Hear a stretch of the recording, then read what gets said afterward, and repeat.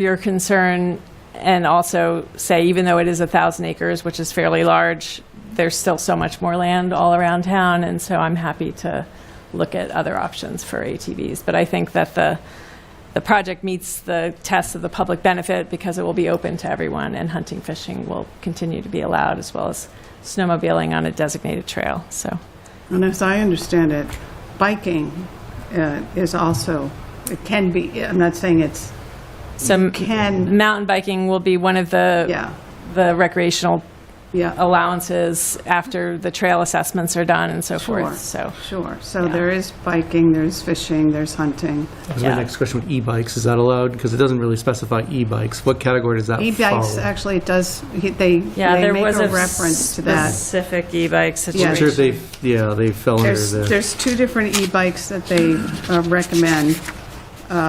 Geez, I have it underlined. Class 1 and Class 2 electric That's what I bikes. saw, Yeah. Yeah, there it is. As defined in section 15 and 16 of chapter 176 of the 2022 session laws of the General Court of the Commonwealth of Massachusetts. So you'd want to read more about that. But it also stipulates that horseback riding and other non-pedestrian-based passive outdoor recreational or educational activities are also going to be. Yeah, so it's really almost everything. I think the ATV It's- use tends to be just higher impact, and yeah. it wasn't consistent with how the project came together. But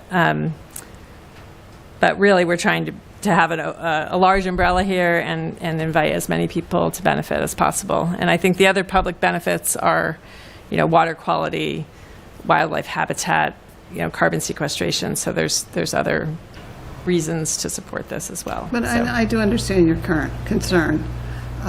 Does anybody else have anything? Whitney? Okay. So you'd like us to vote on this tonight? That would be ideal. Okay. Yes. And I'll just note that the town of Pelham has also already signed Okay, great. the counter CR in that town. And the state's already signed off on it, too. The state so- has signed off as well. Okay, which is great. Okay, well, do I hear a motion? I move that we endorse the request of the Kestrel Land Trust for the conservation restriction of 1,050 acres of forestry throughout North Belchertown, currently held by Lime Quabbin LLC. Second? Okay, further discussion? Hearing none, all in favor? Aye. Aye. Thank you very much. All right, thank you. And John, I'm happy to Thank talk you. to you about thank other you. opportunities. I just figured I'd bring it up. It's the perfect time for Yeah, no, the it's residents good. wanting to ask questions, so Exactly. Thank you All very right, much. there's Well, more to do but and more it sounds places. like she's willing to glad work she's with open. you on That's perfect. So I'll other send them your way, areas. and that's nice. Yeah, it sort of requires different funding sources from the get-go, but I think it's something we could work on. I appreciate it very much. Okay. Excellent. Thank you for so coming. much. And I do have the document tonight, if I can leave that for you, if you're Yes. willing to sign it. Can we do We that? already have it. One has to be Yeah. noted. We have it. And we One need has to be notarized. The rest of us, Yeah. does anyone want to be? You can just keep it. Okay. Well, Dan is here. He's a notary, so he can Okay, notarize for perfect. us at the end. Okay, so why don't I come back tomorrow and Do you pick need it up? it tonight? No, I can, but I'll pick it up this week, because Well, could there's a we- chance we could might we do it record tonight? I mean, do it right now. Yeah, let's just do it right now, so you don't have to come back. Okay, If Dan is amenable to. very good. Yeah, He has his. He's ready. he's ready. Thank you, Dan. Do you want to be the, okay. Whitney, you want to be the notary? You need your license. We'll have you notarize Whitney. Somebody has Yeah, to, we'll have somebody you has to not- get the we'll- blue pen at the end. Whitney can notarize I it. need to sign it too. Yep, somebody has to use a Now blue you know pen. how old I am. Now you know how old I am. What's the matter? I need to sign it. Don't forget it, it's going to be recorded. Whitney, you have to use blue. Here, the last one. Yeah. Dan has a pen. Oh, you do. You really do. I like this one.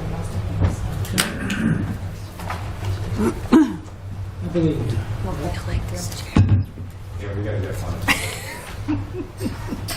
I feel low in the chair, but that's okay. No worries.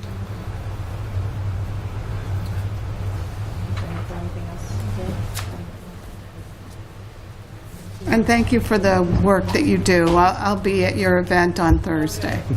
So, and I was at Kestrel Trust on Saturday, walking Sweet Alice. Oh, yeah. It's beautiful.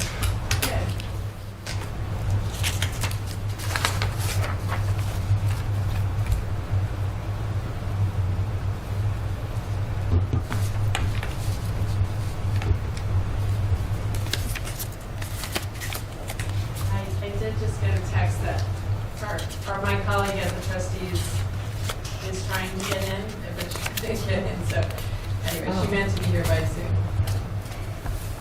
Well, tell her we're sorry we missed her. I just wanted to let you know. Our town manager will also be at the event on Yes, I saw Thursday. that. Great. Can you just hand this directly over? Yeah, You don't need a photocopy of that, Steve? Yeah, we'll be recording it, which is a copy, but I'm happy to take a copy for you too. just so you have it and you don't have to come back. That's great. Thank you. Stace, thanks for Thank you, saving me but the do trip. send that back. I will. I'm glad I came in person. Yeah, Thank you. Thank you. Zoom doesn't quite do it sometimes. Okay.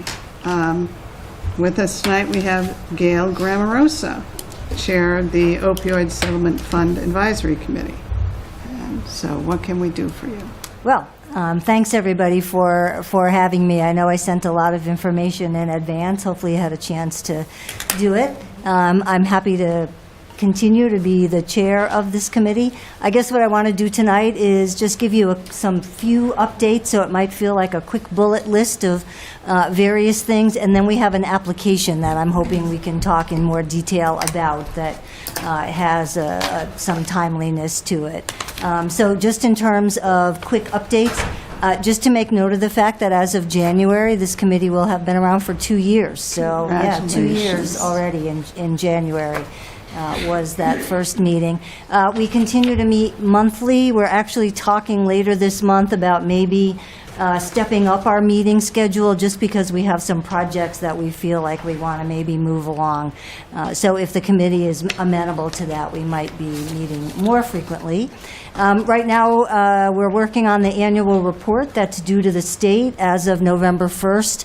And under some new guidelines from the state, every community, regardless of how much money they get in the opioid settlements, has to report how they're spending them. Previously, you had to reach a certain threshold, but now it's every town. So I'm working closely with Jill, our town accountant, on all of that. Due November 1st. We have a full roster of committee members, so all of the slots are filled. We don't have any vacancies at the moment, which is great. And then lastly, in terms of just, admin and sort of organizationally, we continue, one of our key, I think, pieces of our work is inviting folks from, whether they're in Western Mass or some other part of the state, who are using their opioid funds in ways that we think we might be able to take a look at and see how it applies to Belchertown. So, for example, we recently, and we had, wanted to bring them to a meeting virtually. They joined us. We had folks from Boston who have pioneered this idea of what they call a family overdose support program, which is setting aside money for funeral expenses, maybe some mental health after an opioid overdose death in the family, some work and support for children who might have lost a family member to opioid overdose death, as well as helping people think about potentially some of the legal fees that they might encounter after a death in the family. So we are looking at that very closely. Obviously, the city of Boston has many more resources than we do, but that is something we heard at listening sessions way back when. That's the kind of thing that comes up in surveys. And those kinds of expenses are not often covered by other sources. So we're taking a look at that. So just to make note of that, something that we're looking at. So I just want to Sure. say one thing on that. in case, I just want to make sure everybody understands the implication of that. When there is an overdose, it doesn't just affect the person who's overdosed. It affects the whole family unit.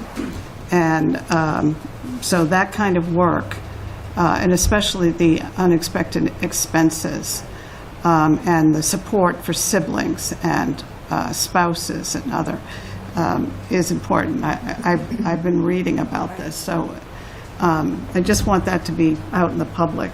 Great. Of why that is Right. so important. Exactly, and that's, again, it's come up amongst our committee members, and, many of our committee members are involved with other organizations around substance use and mental health issues, and several of them have personal experience as well with opioid use disorder in family and friends.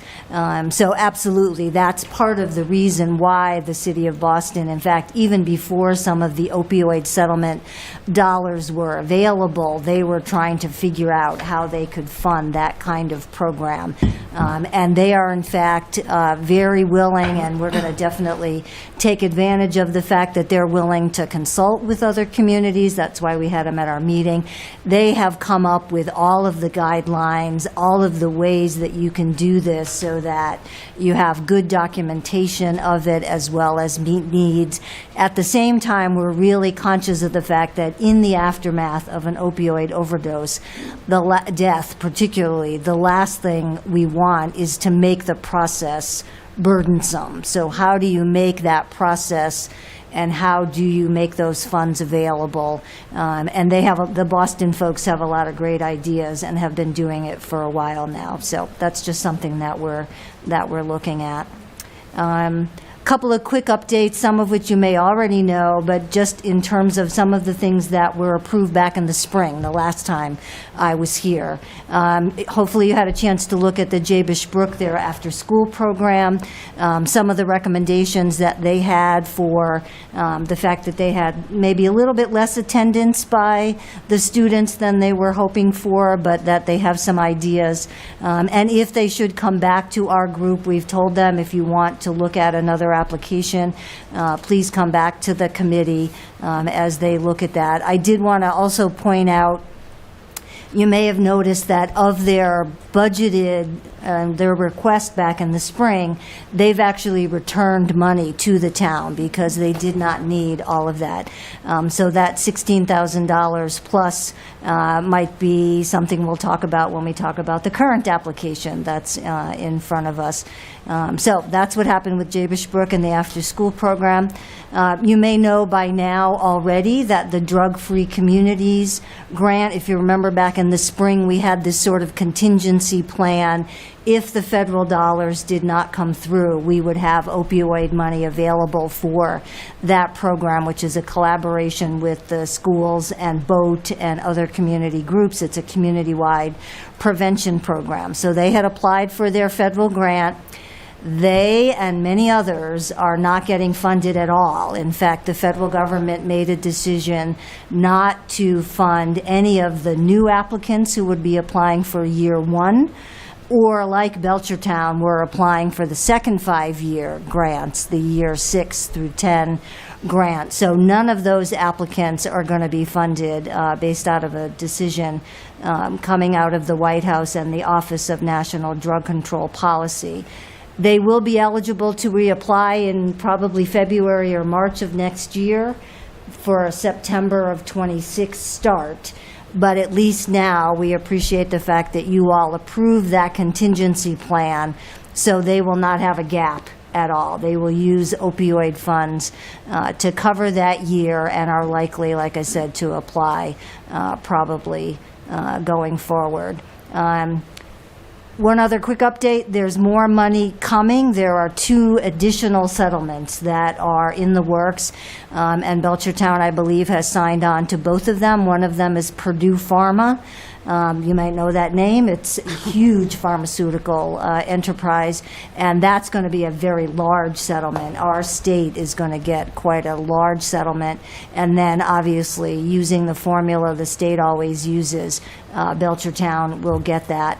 A second lawsuit has been settled with a collection of smaller pharmaceutical and manufacturers, so that may be a smaller one, but Belchertown will benefit from that as well.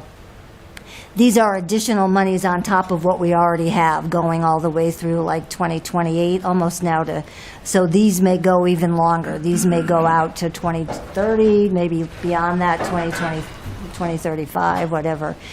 So more money is coming for that. And other quick update, if you remember back in the spring, you approved an Honest Beginnings, the sober housing program that we have here in Belchertown for men who are in recovery or looking to get additional support for their recovery. They are on track with the, remember where you approved to pay for some of the funds, the cost rather, of new enrollees and some of the expenses that go along with being a new enrollee into that program, and they're pretty much on track. They had predicted and thought that maybe 2 enrollees would be looking per month, would be looking for opioid funds to support their enrollment and joining the program, and they're pretty much on track for that. So just to give you a quick update on that.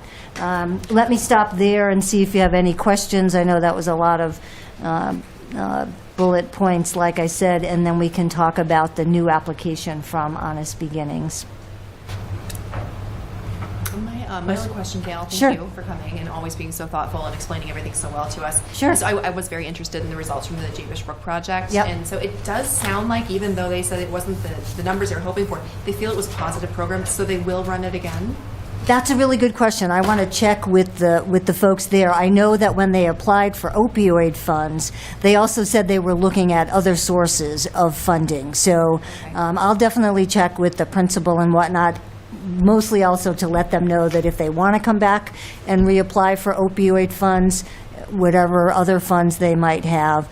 So I honestly don't know, but I'll double check on that just to be sure. I wonder, and just if this is something that there's more data behind longevity, and so that over time they Right. would see the results of this Exactly. in the student population Right. after a few years. Exactly. And in fact, that to me, that was one thought that I had as well with, just doing it for, at least in this context, doing it with the opioid funds for just a year. I know our committee would be open to the idea of a longer term, so then you could look at some of those impacts.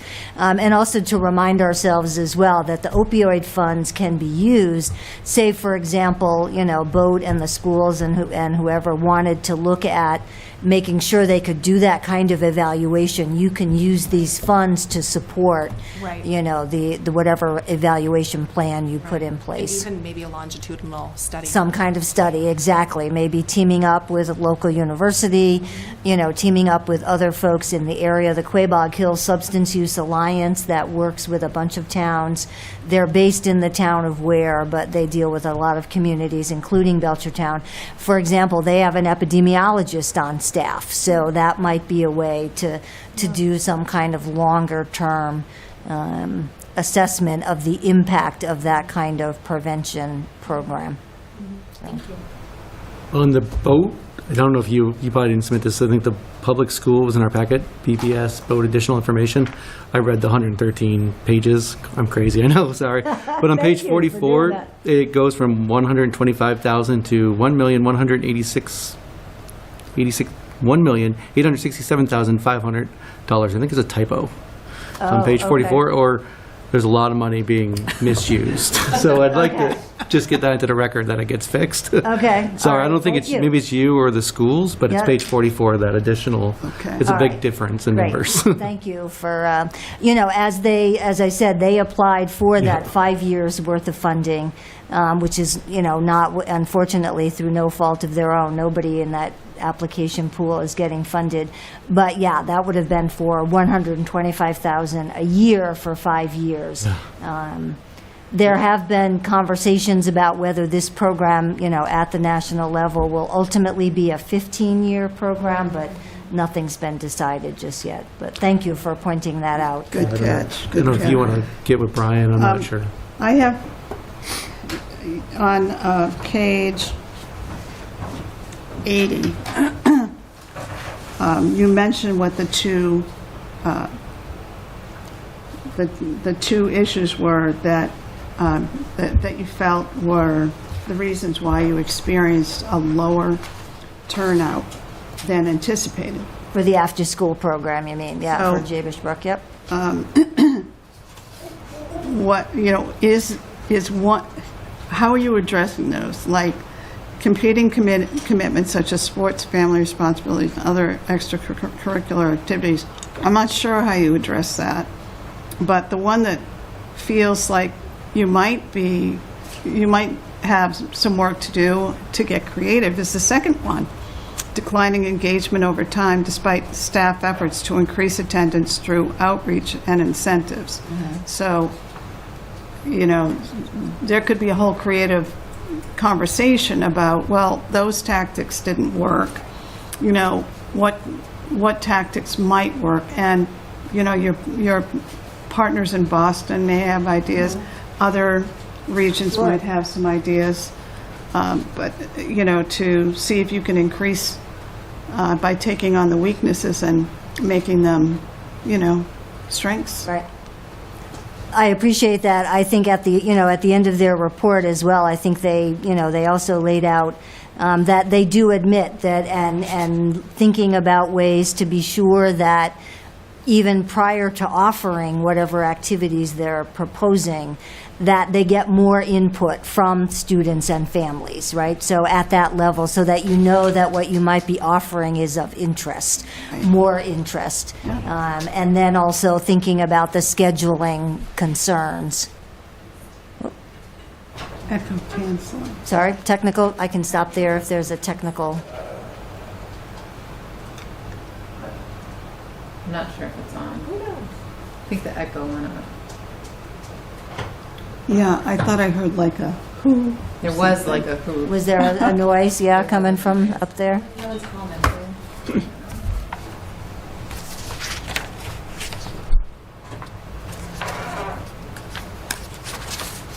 We're good? You want to check? I can stop for a minute while you check on technology.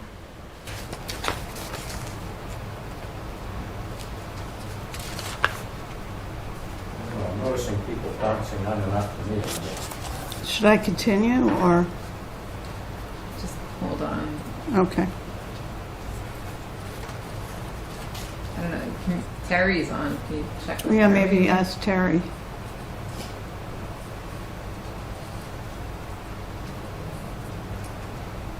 I think we're back up. Oh, okay. Robert Deemer just said what happened to the video and sound. Oh, okay. We hear back on there? Our picture just came back up.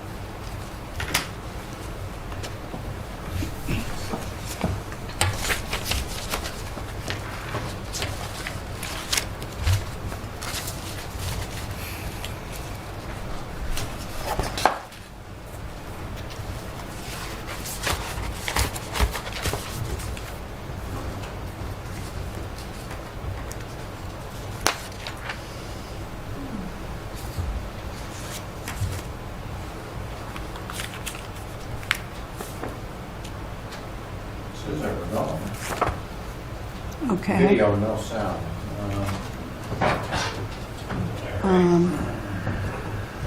Yeah, it came from this, and it gave like a hoot. I was like, I didn't know it actually did that.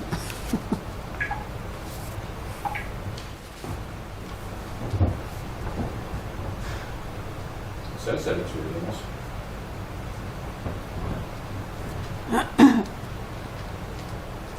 Robert Deemer, can you hear us?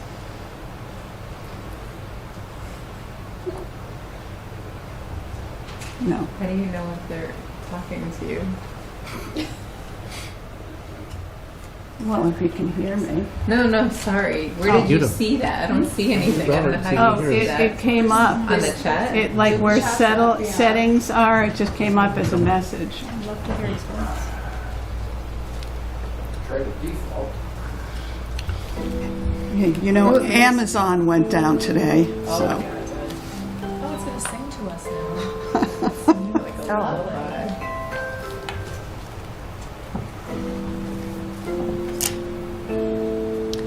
Can we get Robert Deemer to unmute himself and say that he can hear us?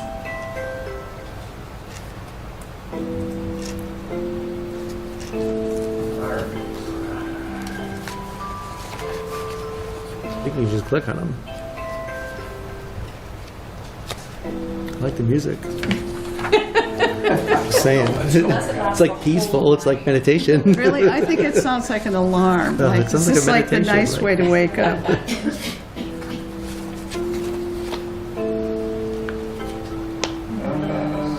Somebody said all good now. Sound is back. Oh, really? He said sound is back. Can we turn it off and turn it back on again? Owl, stop. Yeah. Owl. Be quiet.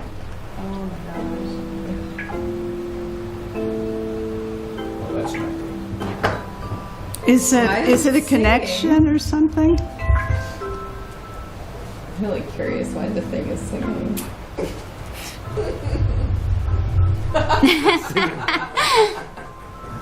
Where's it coming from now? Oh, jeez. Is it someone's phone or? Oh, it might be Steve's computer. I thought it was from his computer, too. Is everybody muted? Yeah. Nope, it's coming out of the TV. They're here. Can you hit mute? Look at the mute button.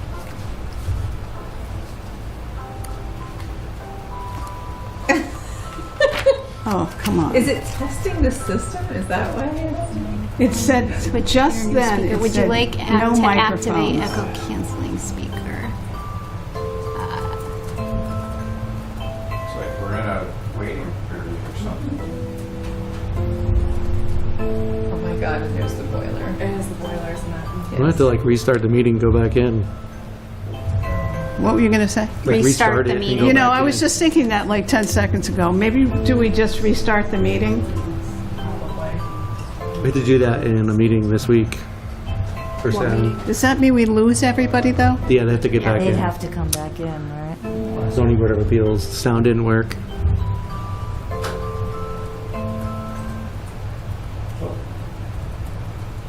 All right, maybe we got it.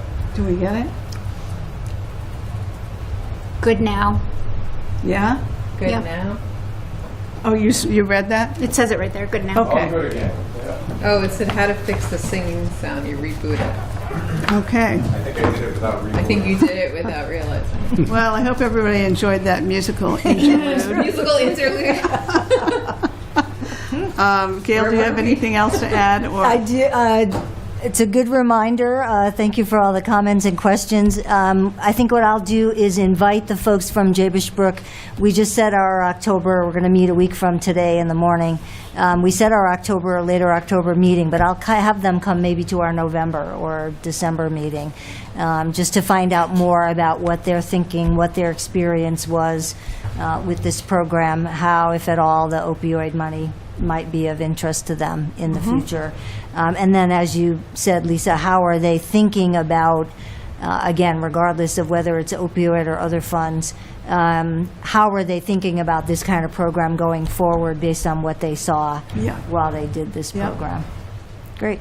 And would you send back a huge debt of gratitude for the work that they do, that we care about it, and also just some of your numbers. Certainly a shout out to Chris Hogue and to Alina Mata. But the numbers speak for themselves.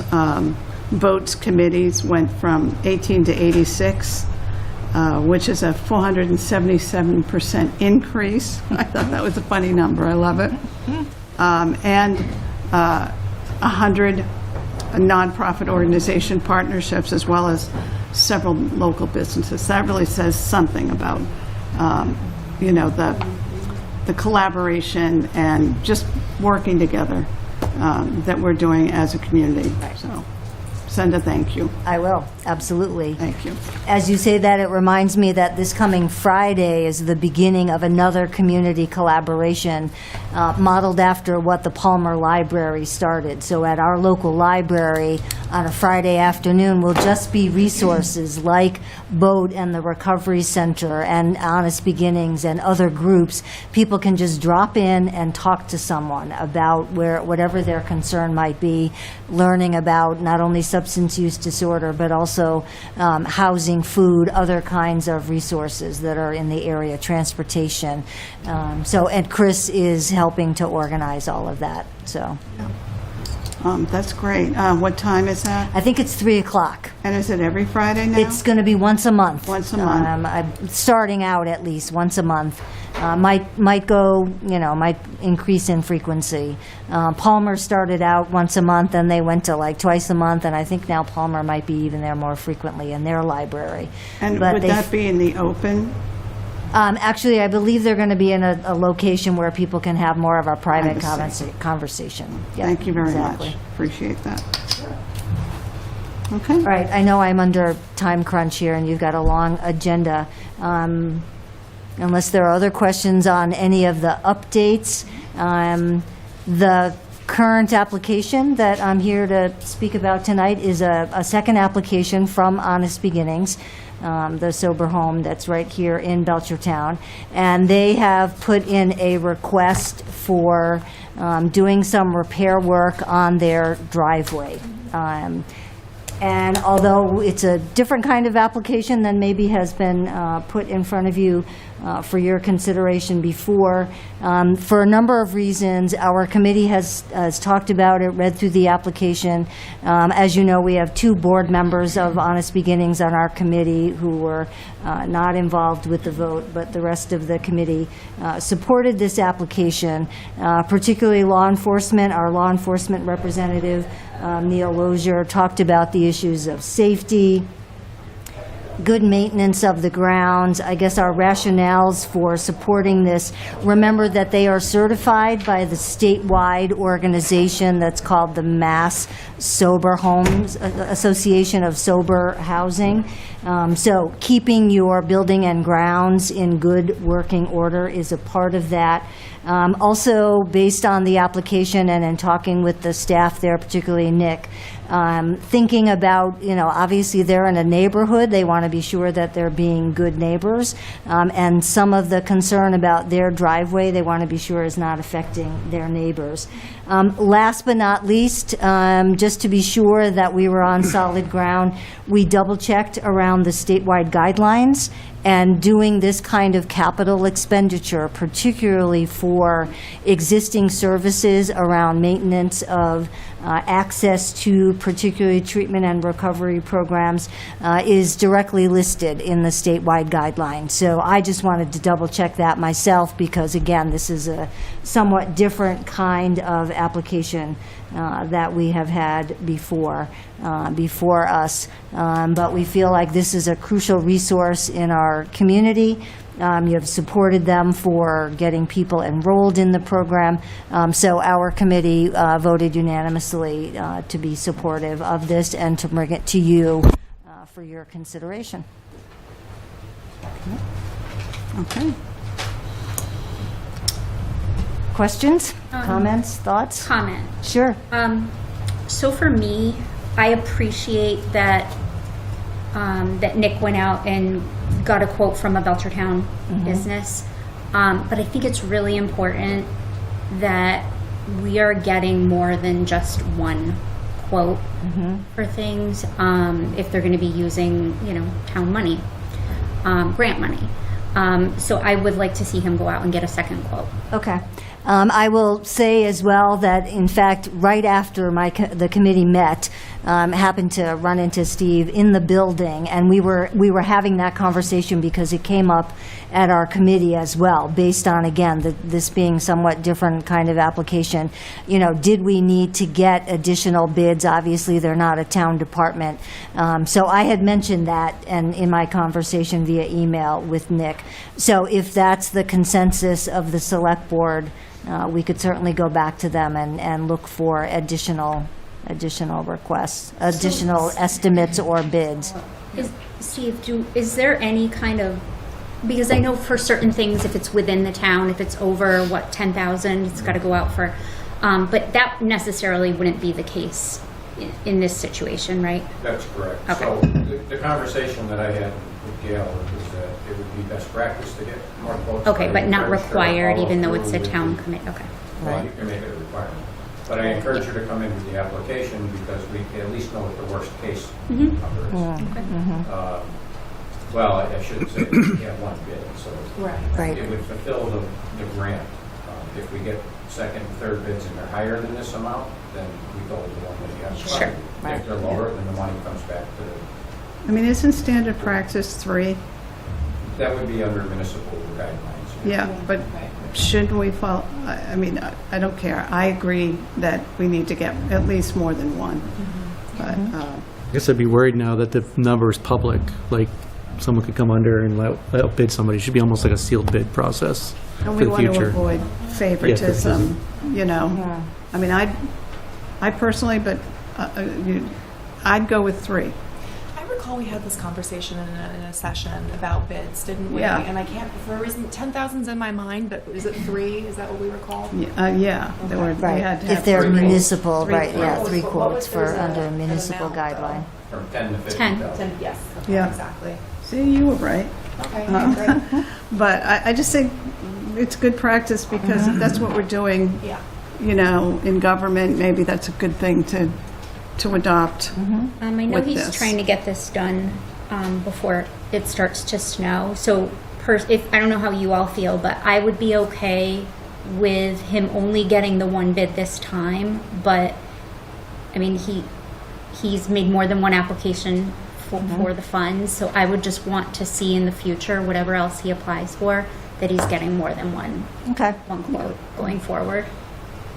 Again, I understand that, you know, this is the first time, everything else that we funded under the opioid funds has been primarily internal to either Belchertown with Boat and the schools. This is really the first application where an outside vendor is being asked to, you know, fulfill the terms of, you know, because they themselves are not going to do the driveway repair. They need an outside contractor to I mean, do Nicole that. is bringing up an excellent point because you want to show goodwill Sure.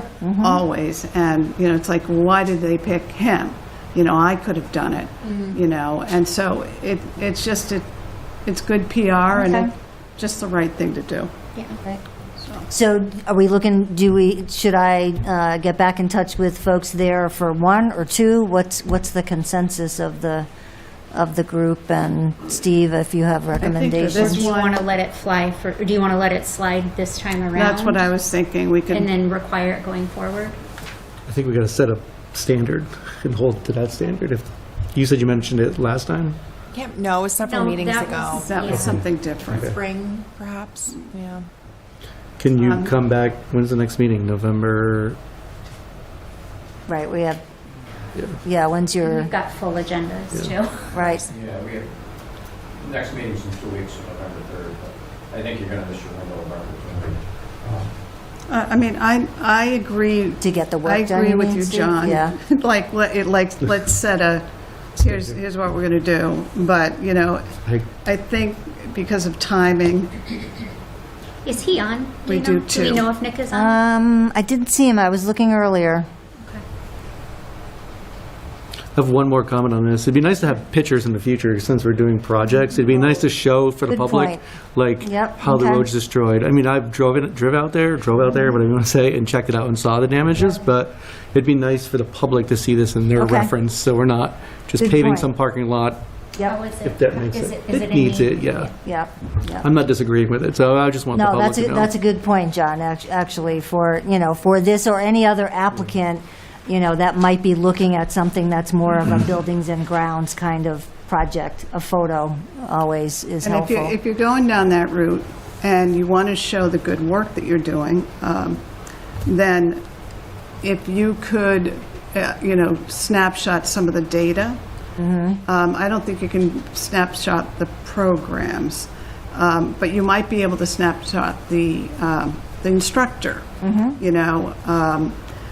just so that people see this is real. Right. Right. This isn't just, Right. this is Not really happening. hypothetical, right. Anyway, thank you. Okay. So what I understand is I'm needing to get in touch with Nick to get one more bid before you take any official action on this. I think we can vote on the dollar figure, and if you get a lower bid, just go with the lower bid. Right, I would be okay with that. That would be my recommendation. I would agree with Time that. for the essence. Yeah, that's fine. And then in the future, there should be 3. Then look at the 3 bids. Yeah. Again, for whether it's Honest Beginnings or anybody else who's looking at this kind of project for funding. Makes sense. I hear that. Okay, do I hear a motion? I make a motion that they allow $13,160, up to $13,160 to pave the driveway of Honest Beginnings with OPM funding money. Perfect. Wait, okay, further discussion? Do we want to add to that the component that he go and get that second quote, and if it comes in lower, that who's the deciding committee or board that's going to make that's going to say yes, go with this lower quote? Is that going to be us or opioid settlement? You all actually are empowered to make any of the actual monetary decisions. The opioid, our committee comes to you with our recommendations, but you ultimately have the authority But for the bottom line. if we are approving up to, then I don't know that we need to, as long as they don't go Is the assumption over. that he's going to go with the lower quote? Well, here's the thing, lower quotes doesn't always mean, I know. it's, exactly. So, Are we leaving it at his discretion to decide which quote he goes with?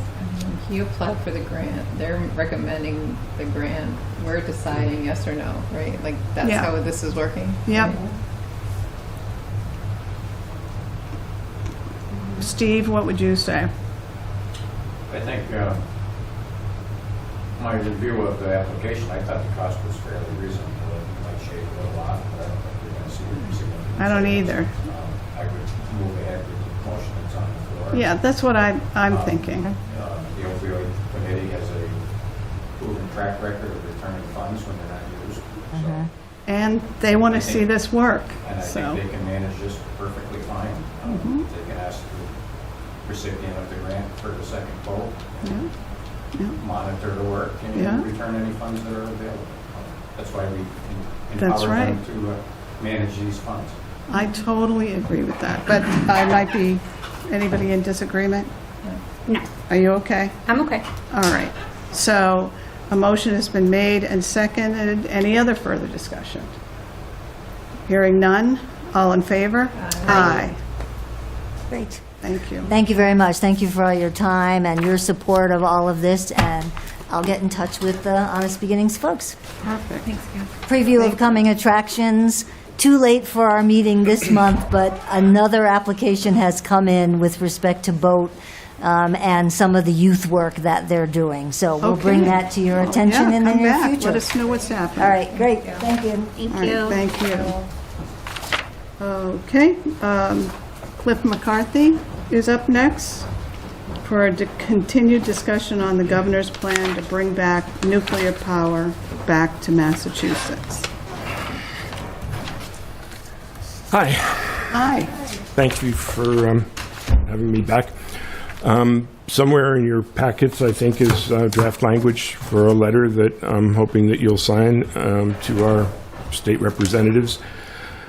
Just to review quickly, last time I was here, we talked about Section 45 of House Bill 4144, which would repeal a statewide repeal a law, the 1982 law that was passed that would require a statewide vote for any further development of nuclear power or nuclear waste in the state, or a compact regarding either of those two things, an interstate compact.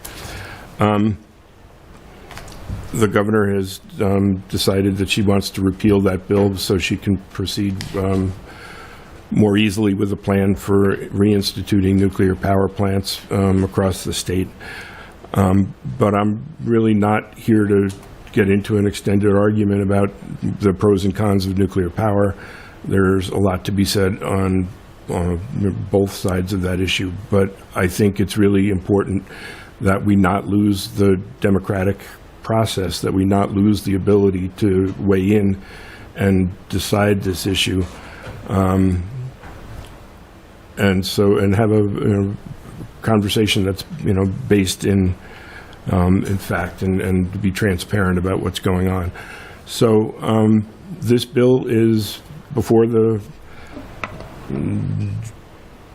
committee. I don't remember the joint committee on energy, whatever, and it's being fast-tracked, so I'm told, for passage or at least action sometime in early November. I don't know if that's necessarily going to happen. I can't predict what the legislature is going to do, but that's my insiders have told me that. And so I would really like to get this letter out to our representatives as soon as we can. Okay. So the letter's on page 108. Yep. Packet if you're looking for it. Actually, 107 and 108. If we pass this letter, can we correct the spelling of my last name? I didn't put that in. No, but it's an important point. It's wrong on both letters. Yeah. Any other further discussion on this? I'm opening it up. I'm okay with the letter. I guess I also would probably want to see a copy of this letter, or a CC of this letter right directly to the governor's office.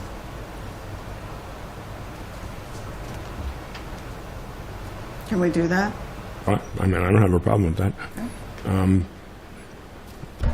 Anyone else? So I looked at it, and I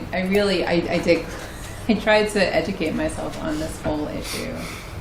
I don't feel comfortable personally signing anything from the board, and I feel like if folks feel really strongly about this, that it could come from them personally, but I'm not in favor of signing anything about this. I'm sorry. I looked.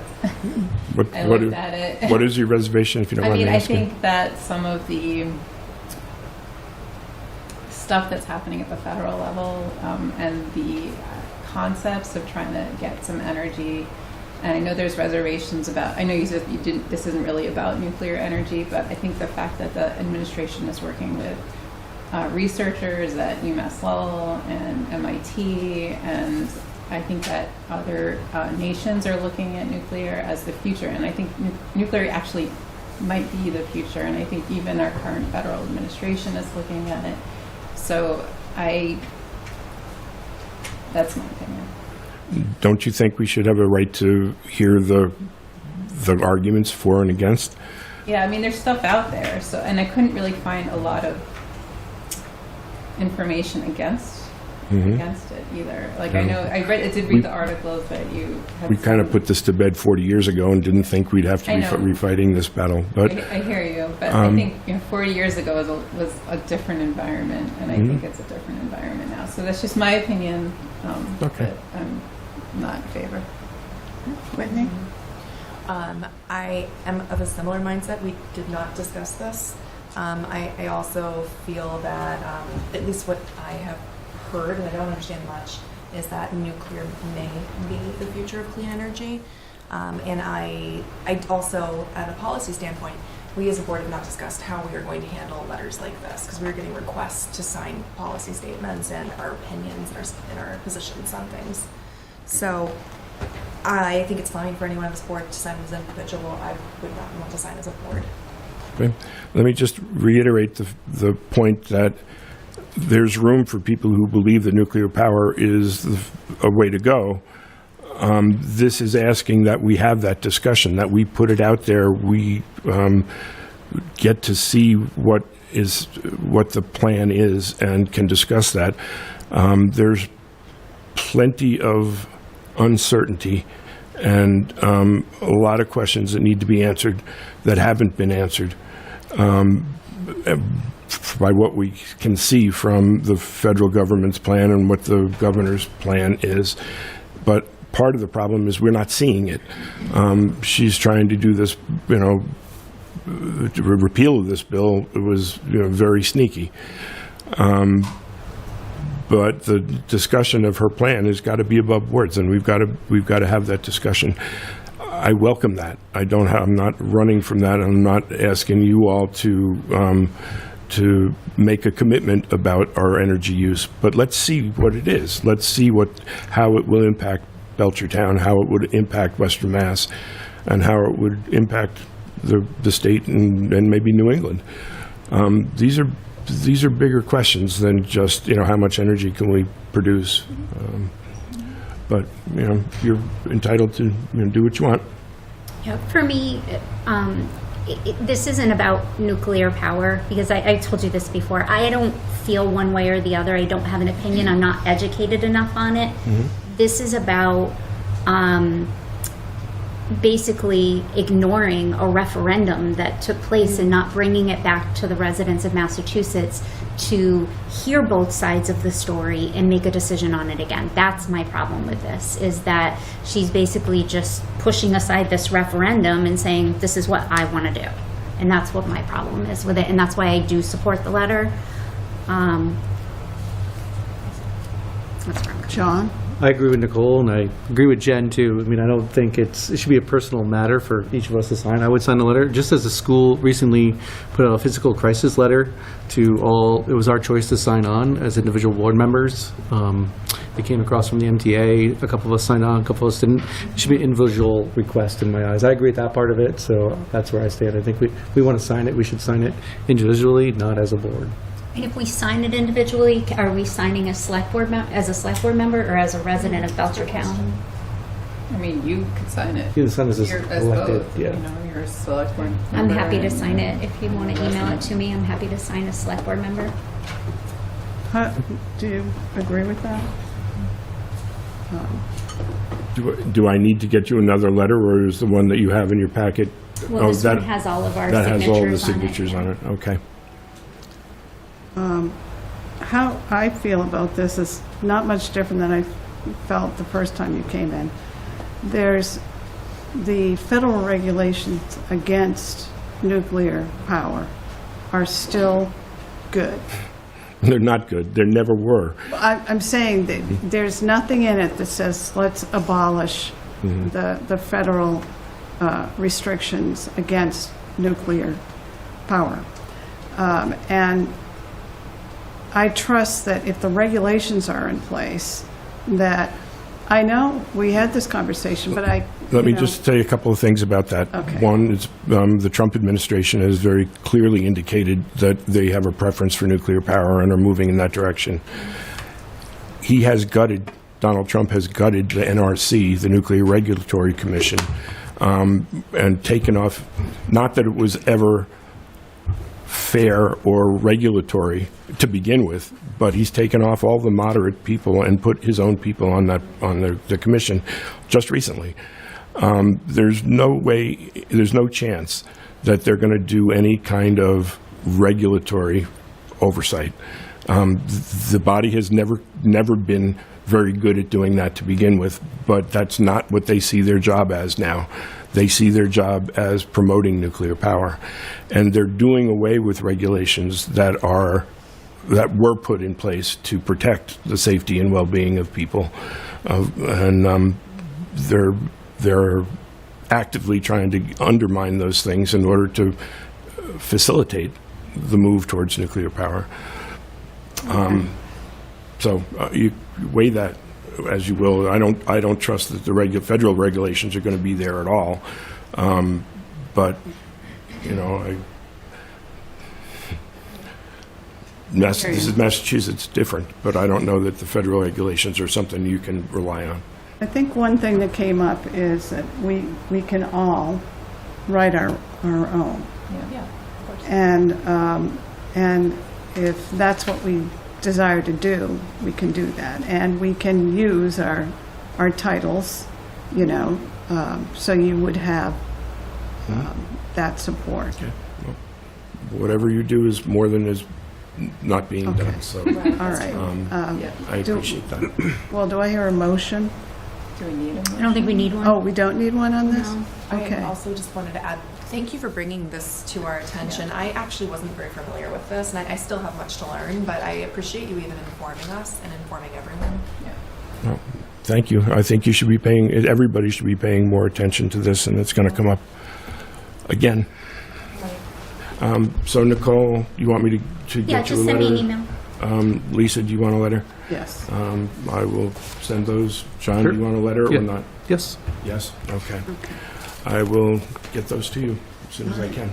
Thank you Cliff. for your time, Cliff, and like Whitney said, for all your work on this. Okay. With that, Steve, I'll turn it over to you for the town manager's report. We're on 6. Yeah, we're not there yet. Oh, my gosh. Oh, my gosh. Okay, yeah. We're going to do D first. Yeah, yeah. Endorse acceptance of deed for land donations because it's time sensitive. Yeah, and then we do have people here from Pride and that's from the Austin family. All right, so we'll take you up right afterwards. So D is a land donation from the Jacinto property. It's 37 acres. It runs between Rock Rimmon Road and Shaw Street. They want to donate that to the town. The reason why we're taking it out of order is because there's a deed that needs to be signed in your packet. And once that's signed, it needs to go over to the Conservation Commission where we Oh, that's right. And they're well into their meeting. Shaw Street. Where's the map? I'm trying to get to the So page Shaw up under Street is, 21.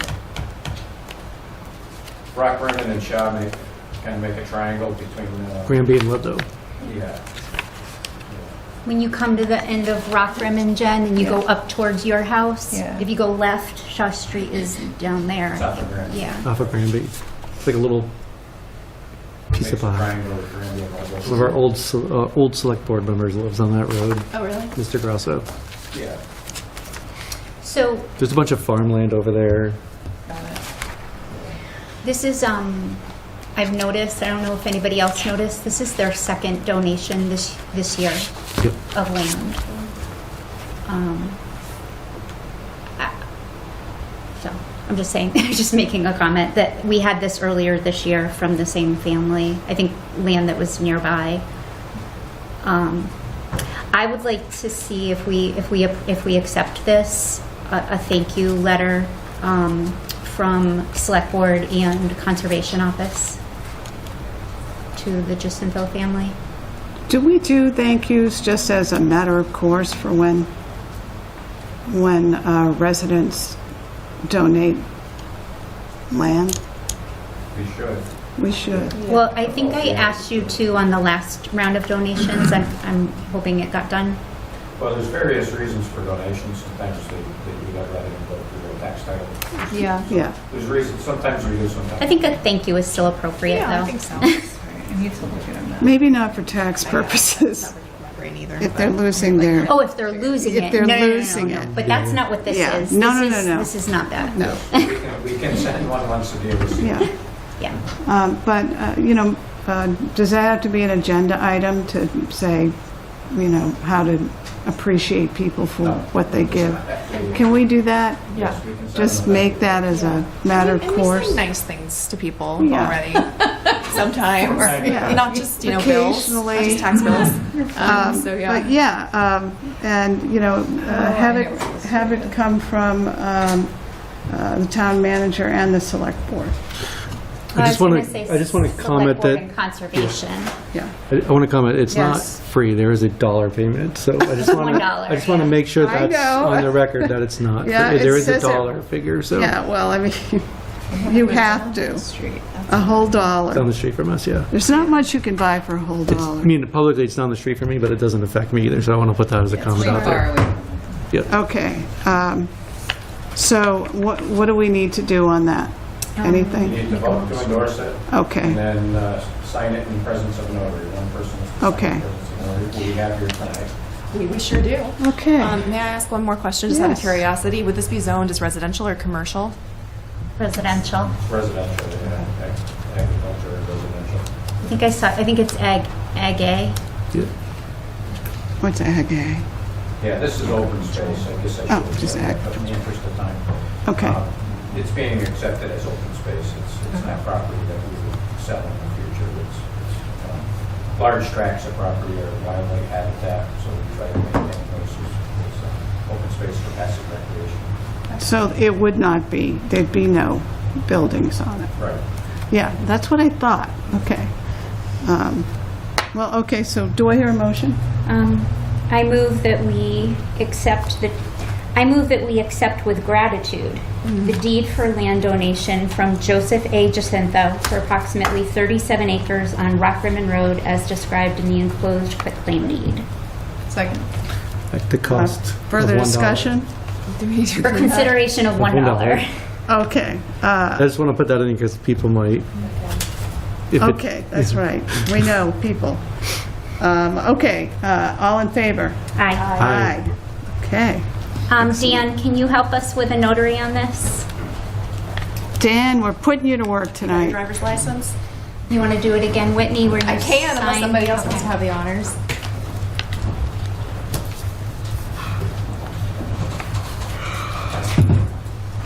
Who's the liaison for Concom? Jen? Is it me? It might be me, but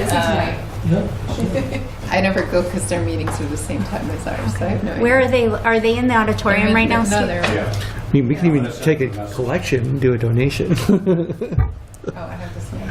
Oh, yeah. This is a blue pen. No, that's all right. Both people up. Here you go. I like blue.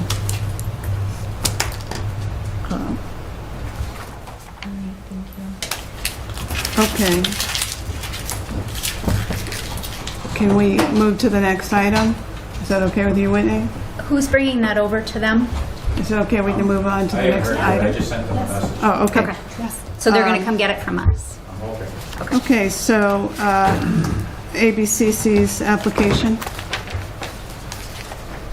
Okay, so we have an application for a change of manager from private operating LLC. It's in the packet, starting on page 109. This is routine business.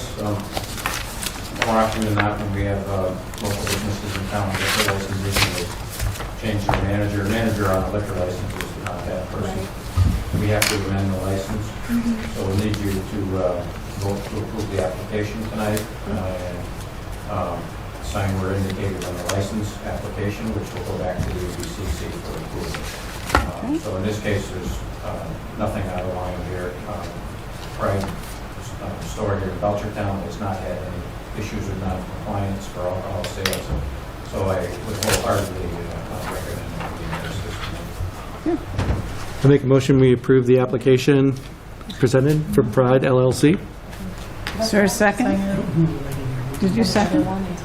Jen seconded. Further discussion? Hearing none, all in favor? Aye. Aye. You gotta get Thank you. Whitney. Distracting. Whitney has to vote. Sorry, Sorry. Thank you. I thought I heard her. Thank you. Thanks. Have the rest of this deed, I can bring it over to the Conservation Commission right now. That's all we have is Yeah, that. that's fine with me. I can take it out of my packet if he needs it. Don't know if I have it either.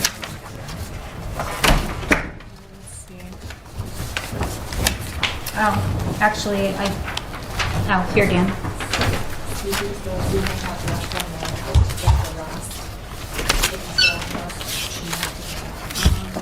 So it passed. It passed. It's not. You're all set. It's connected to something else. I can't give it to you. They're here for something. Oh, they need okay. it? I thought you were here I with think Pride. No, they're here for the Austin stuff. Oh, okay. Oh, they have it. They should have it. They Yeah. have it. Sorry. So they have the original plan? I've got the signature page for the select. Okay, I think they have I it. have the rest. Thank you, Dan.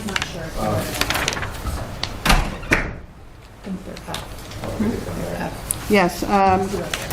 Okay, so next up, We are going to take, let me- F, F. adoption of, oh, yes, Lieutenant Michael Austin Memorial Scholarship. Yeah, so we have a document in front of us that needs to be adopted by the select board. This is to establish the Lieutenant Michael P. Austin Memorial Scholarship Fund. Let me just catch up with my notes here. The intent of the fund is to provide scholarships to deserving Belchertown High School seniors pursuing post-secondary education. The town scholarship committee, with the approval of the select board, will oversee the award of the scholarship. They'll work like they do with the voluntary contributions that we currently have. And I would like to just read a little bit of this to the public because I think it's important that people from Belchertown who passed during conflicts overseas are recognized and not forgotten. There's a lot of new people in town, and people may not remember that we have Austin County Field on Georgetown Road, which is a softball field, which is partly named for Michael Austin. But it says here that the Lieutenant Michael P. Austin Memorial Scholarship Fund is hereby established by the town of Belchertown Select Board as the Lieutenant Michael P. Austin Memorial Scholarship Fund to honor the memory of Army First Lieutenant Michael Paul Austin. Lieutenant Austin was a lifelong resident of Belchertown who served his country during the Vietnam War. While serving as a security platoon leader with the Army's 299th Engineering Battalion, a jeep he was riding in was struck by an enemy rocket. Sadly, Lieutenant Austin suffered severe injuries that resulted in his death at just 22 years old. In honor of Lieutenant Austin, the town will accept donations, gifts, and bequests to be used for the purpose of providing scholarships to deserving Belchertown High School seniors who wish to pursue post-secondary education. And the reason this is coming in front of you tonight is because the family is going to donate some seed money to get this started. I don't know all those details. I don't know if they're all public. The family is here. They can discuss that if they wish to. But this is a very good thing that's happening for our graduating seniors. Anything to add? We don't know much, I mean, it's in the beginning stages, and a lot of this has been handled through emails and to other consultants and lawyers and financial people, whatever. I do know that there is going to be some seed money that's coming in. I guess I need to convey the information to the source of this as to, where the check is going and how it's to be written out. And I assume you will tell me how I can do that, or I can check with the town treasurer or whatever. And that's really about all we know right now. It's, as we said, a lot of this has been handled, as I said, to the experts. But it's not a new scholarship. The scholarship has been going on for 55 years. The scholarship has been going on since 1971. But this is just a change in the way it could be funded and the way it could continue. Okay. How is it currently funded? Just private donations, family donations. Every year, a sum is gathered and presented to a graduating senior. And this next year is No, very nice, very generous. it's been to the generosity of the family all the way along. I have to tell you that this is magnanimous. You're thinking of others rather than yourselves. And this kind of gift can help students that, for a variety of reasons, may not be able to reach their dreams. That was the intent.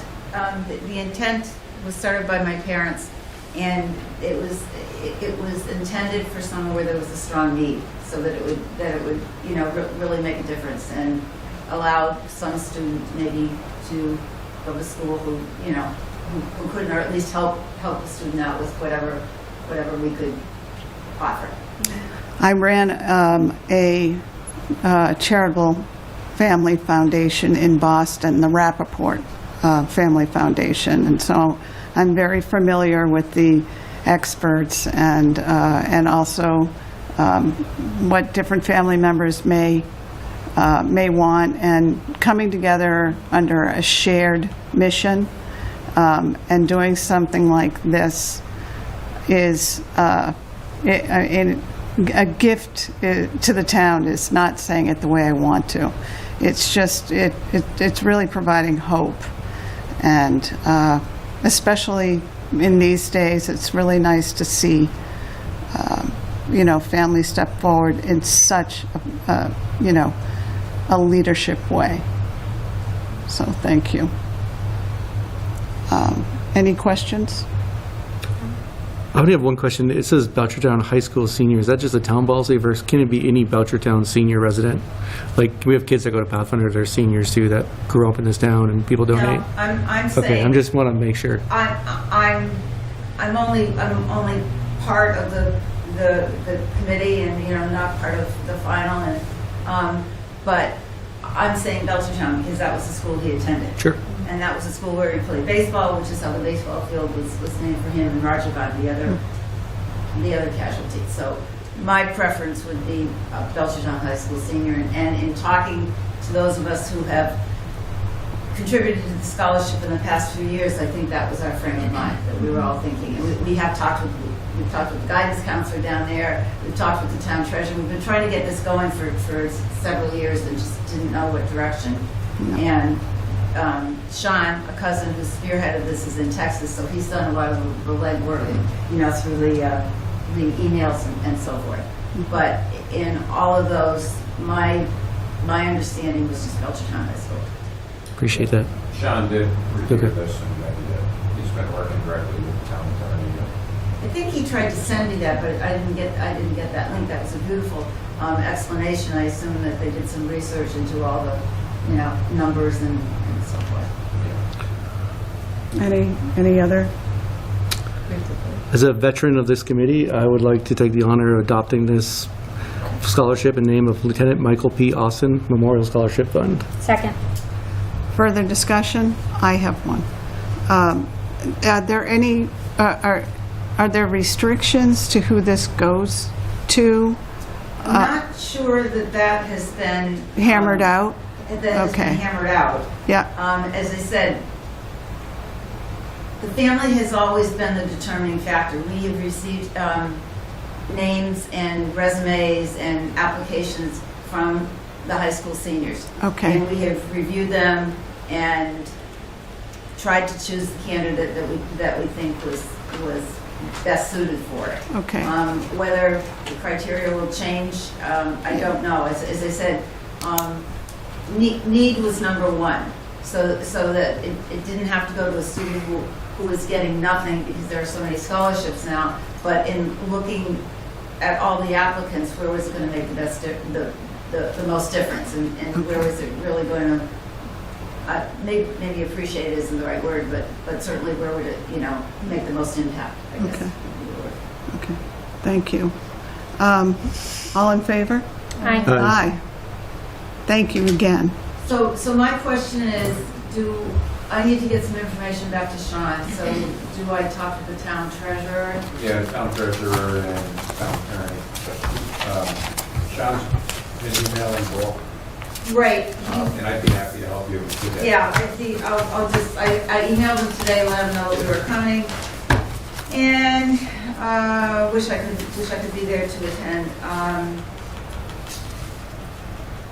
He's going to contact the appropriate people at the investments, and send to me as soon as we have a green light. Please obtain the exact address I should use to forward to Belchertown, whoever, probably the treasurer, and ask about when it will be okay to do so. I don't know if you wanted to do, if it's easier for you to do that with him.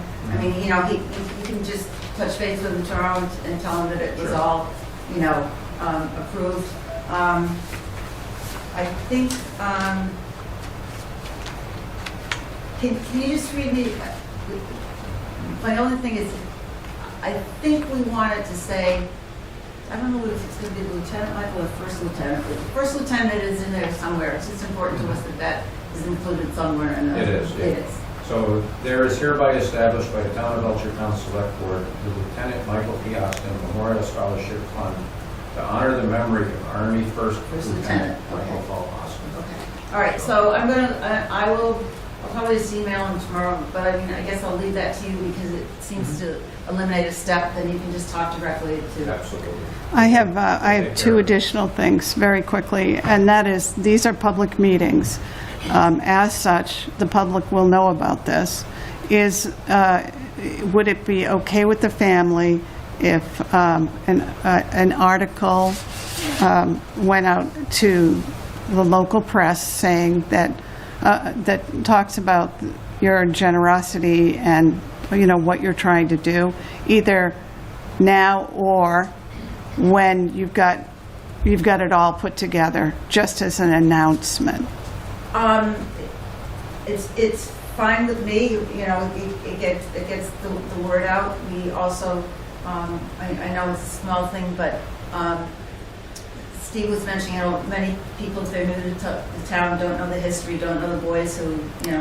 Absolutely. But there's a number of people in town who don't even know that a field exists to honor Michael Austin and Roger Bond. Yeah. And if we could get, you know, a little bit of publicity for that, probably best once it's all Right. said and done and wrapped up, you know. Could that be certainly- something Kate works on? And what we would like to do is give you the right to look at it, and, Right. you know, so that you sign off on it. And again, thank you. You're welcome. Okay.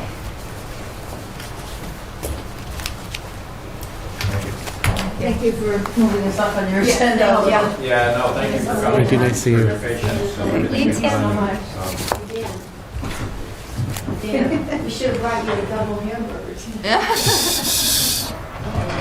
Come down for it. With us one more weekend. Okay. Thank you.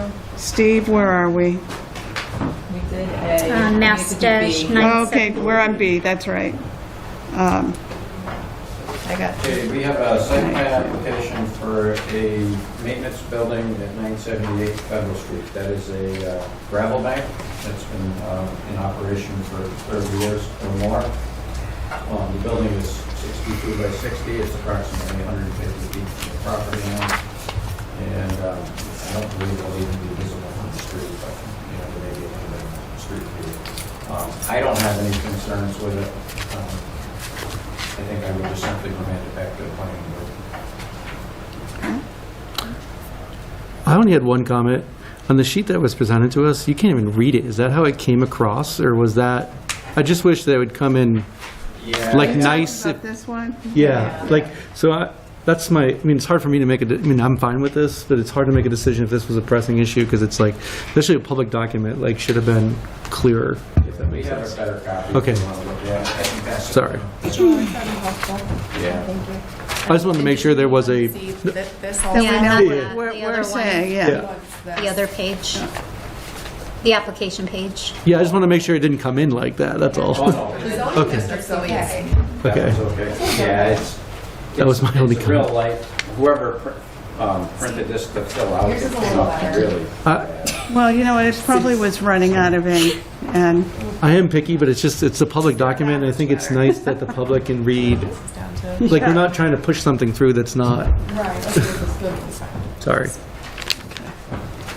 Yeah, that's much clearer. That, I'm okay with that. Yeah, it's not much. Yeah, but it's better than what I got. That's much better. okay. Yeah, I don't know, you know, I'm assuming the applicant printed it out in your office and just filled it out, not thinking that it wasn't going to copy well.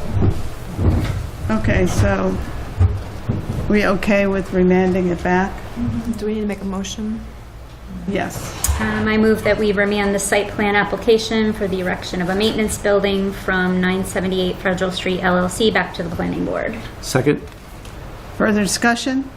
Hearing none, all in favor? Aye. All right, you're up to C. Been a pretty busy few weeks. Joanne and I have been keeping our eyes on a very fluid situation. The good news is the September claim numbers came in $70,000 below combined projections. When I say combined projections, it's pharmaceuticals and health insurance claims. So that's a step in the right direction. The bad news is for the first quarter of FY26, they're actually $2 million in the red. So The entire they need to- trust. Yeah, total. So they need to string a lot of good months together to get back in where we need them to be.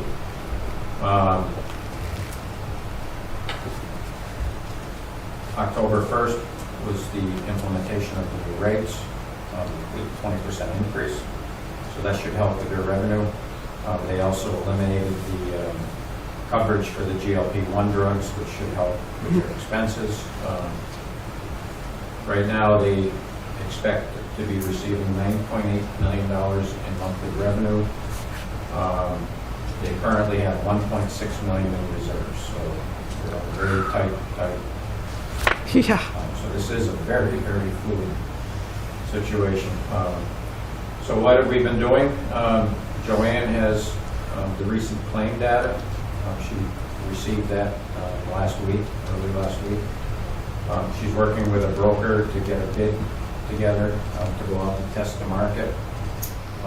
It's likely that bid will be issued in December for a July 1 start date. We're under contract with the Group Insurance Trust until June 30th. So that'll give us some time to kind of navigate through to see what's happening. She's also working with the GIC and Maya on pricing as well. So we're gonna have some contingencies in place, and at least we're gonna know whether or not we have the best pricing and the best program. So, stay tuned on that. Over the next few weeks, I'll be updating on progress there. I've learned that the trust is also going out to bid. Right now, if you remember, they're contracted with CVS for pharmaceuticals and Blue Cross Blue Shield for health coverage. They're looking at bidding both to see if they can get better pricing. So, it looks like we're hitting this on a lot of different angles. We also received the notice that Joe Shea is retiring. He's the executive manager of the trust, and he will be leaving November 30th.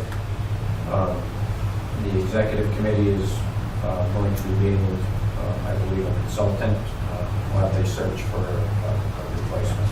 So I don't have much more on that. I just have one clarification question, like on June 1st or July 1st, whatever the end date is of our agreement, whose decision is it to leave the trust at that point? Is it the select board? Is it the employees? I just don't, just so it's like, I don't, residents are asking that question, I just don't know the answer. Yeah, So I'm just trying to. it's going to be the select board. Okay. Yeah, that'll make that one. So it'll be- So, per the recommendation of Joanne. Gotcha. I have been speaking with Representative Saunders. He's filed legislation that is passed through the House. It should be going to the Senate floor Thursday. He's creating a safety net for communities. What this will allow is any community that decides to join the trust will have the option of the runouts. If you recall, we're very concerned about any late requests in the cost of the town. So runouts is a big concern once you leave the trust.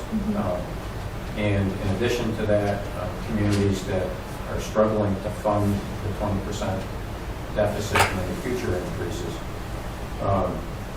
can amortize those costs out over 3 to 5 years, which will allow, communities to not have to try to come up with all the money at once for those things.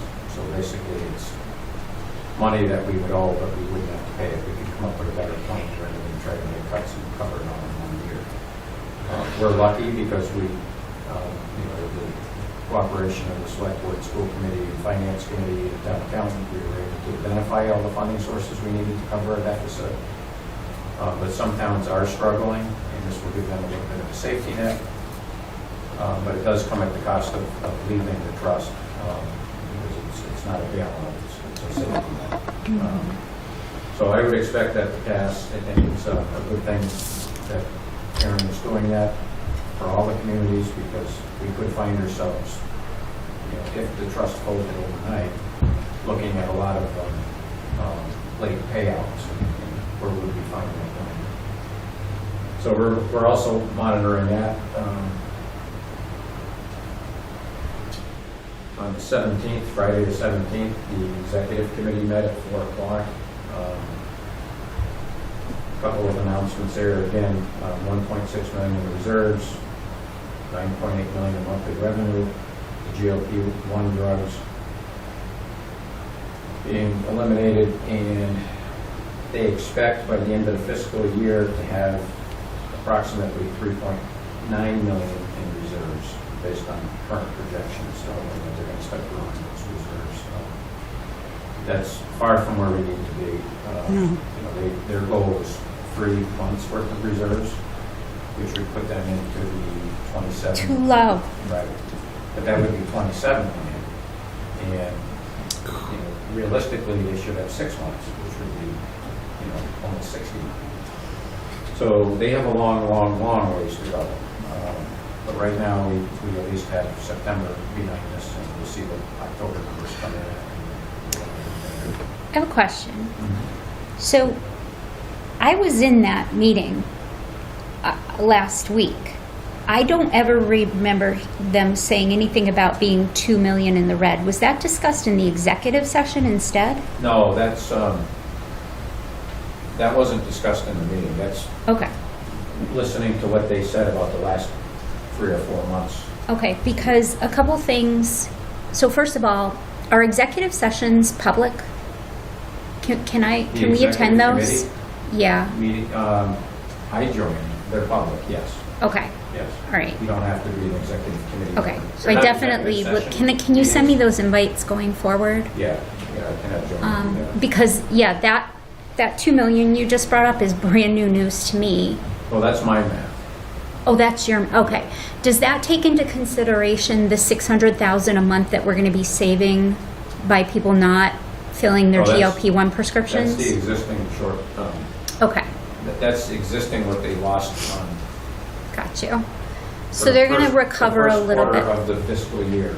Okay, so they're going to behind $2 recover, million in collections. That's what I was trying got to. you. So they're going to recover a little bit with the $600,000 a month of savings of not having to fill the GLP-1s. I remember he said that even though September claims were good, there was a spike in prescriptions, and if you want to take a guess at what that is, that's everybody going to make their last fill on their Ozempic or their whatever. So that should go way down too, but I'm glad he's leaving. They need a fresh set of eyes in there, and somebody who's willing to implement even the simplest of accounting systems. Yeah, He can go. I agree. I think it's time that having, whether Joe Shea left or not, having a consultant come in and look at the programs and make recommendations makes a lot of sense. Yeah. Why that didn't happen, I don't know. But this is an opportunity to get somebody in there to look at that. I still don't know why they're not proposing, not the co-pays, the deductibles. Oh, yeah. Well, I thought he said they were looking at deductibles in the public meeting. He did say that, I thought. I don't know, maybe that's part of this new bid that they're putting out. Okay. So I don't know for sure. And that's part of the problem. There's a lot of moving parts. It's very fluid. We're just trying to keep up with what they're saying and what's happening. Well, I'm also hoping they're going to take a look at the role and decision-making authority of the executive committee, because So they had people running for, so they're doing a renewal of that, and there are new members that are running for the position.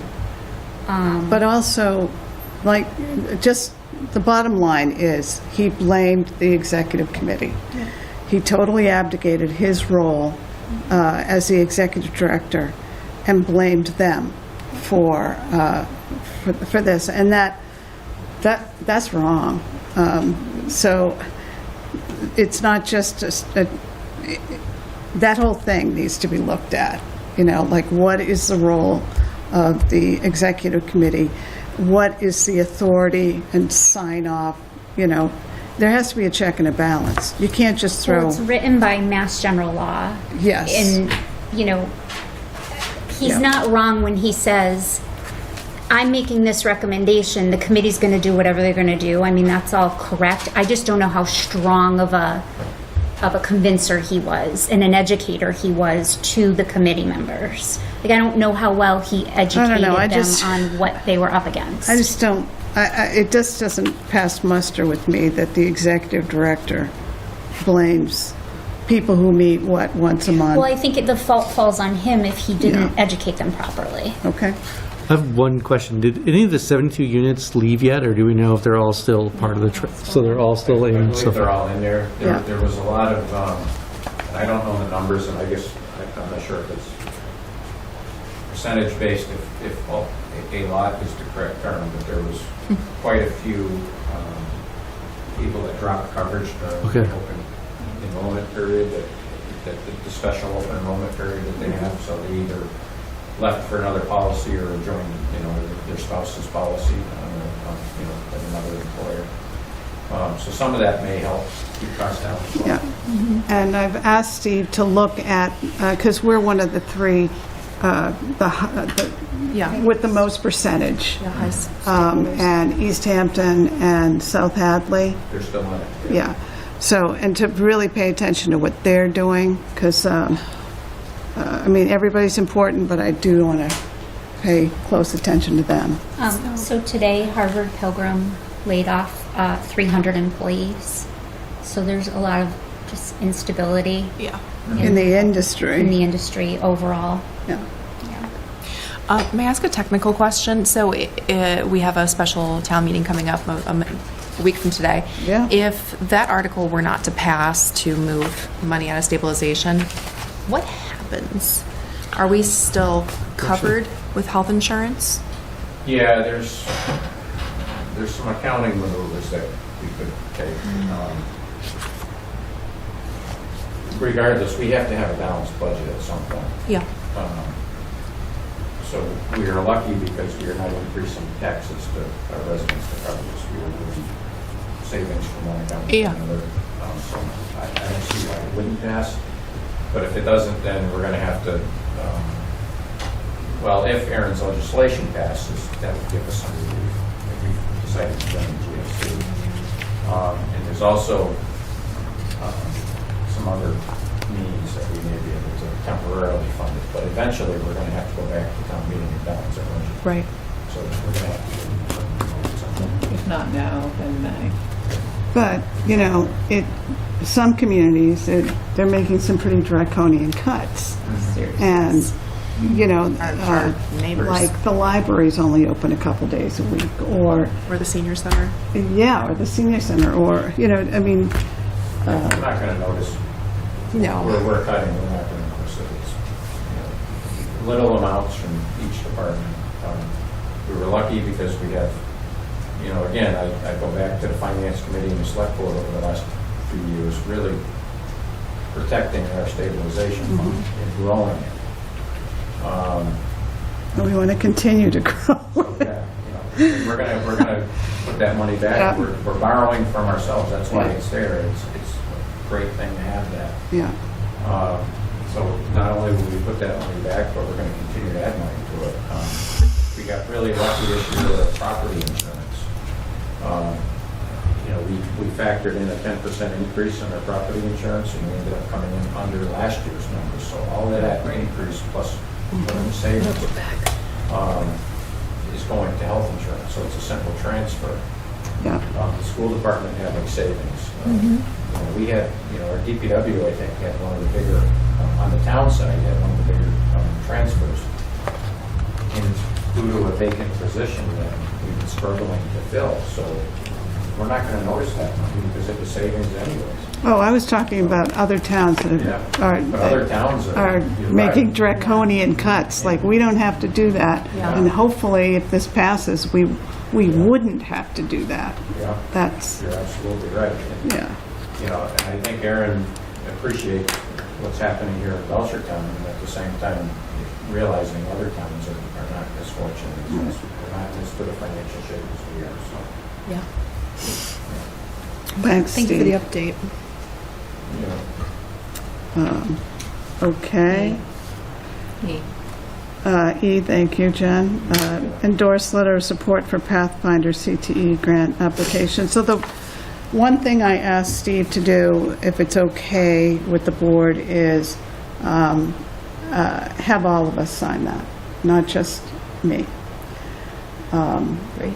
Because it's a big deal, and I just feel like it's something we'd all want to do.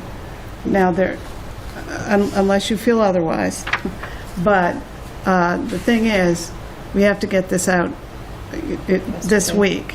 So if we do this, we'd also have to like be able to come in like tomorrow and sign the letter. So it's up to you what you want to do. Yep. we can change it. I make a motion that we write a letter in support of the Pathfinder CTE grant application to be signed by the entire board. Do I hear a I second? will second it. Any further discussion? And you said we need to come in to physically sign it by close of the business tomorrow? Is that okay? Yeah. Okay, yes. Yeah, wait. Yeah, but can I come early? Yeah. Like 8:30. We'll have it done by 8:15. Perfect. All right. Any other further discussion? Okay, all in favor? Aye. Excellent. All right, we did F. We're up to G, Gold Cane. Oh, the gold. The gold cane. Gold cane. So the board will The old recall, gold cane. at the last meeting, we, not at the last meeting, the last time this came up for discussion, there were two questions. One was, what is the most effective and most accurate way to identify the oldest resident of Belchertown?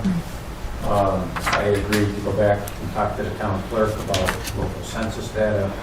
She agreed that we can identify that person. And once we do that, we can reach out to see if they're willing to accept the award. If not, we would go to the next oldest person in Belchertown. I think I cautioned the board. I didn't want to just show up like the sweepstakes people and say you won, because they might not want the recognition. That's true. So if the board's okay with that, we can adopt this policy with that change. And then the other question the board had was whether 10 years was too lengthy of a time frame for somebody to be considered a resident for purposes of the Gold Cane Award. If we want to lower that to a different amount, we can do that. So that's up to you. Who wrote the initial policy? Is that a select board in Belchertown? Did it come from the state? Well, the Boston Gold Cane program is a state sanctioned program. The policy was developed locally. It was under past board members. Ed was the chair when this came up. So we can make the policy anything we want.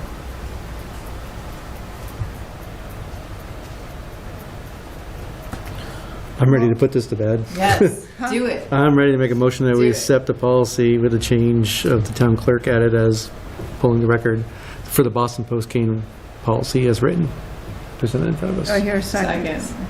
Further discussion? Me? I was gonna And say, you. will there be cute little pens? Did we decide on the cute little gold pens?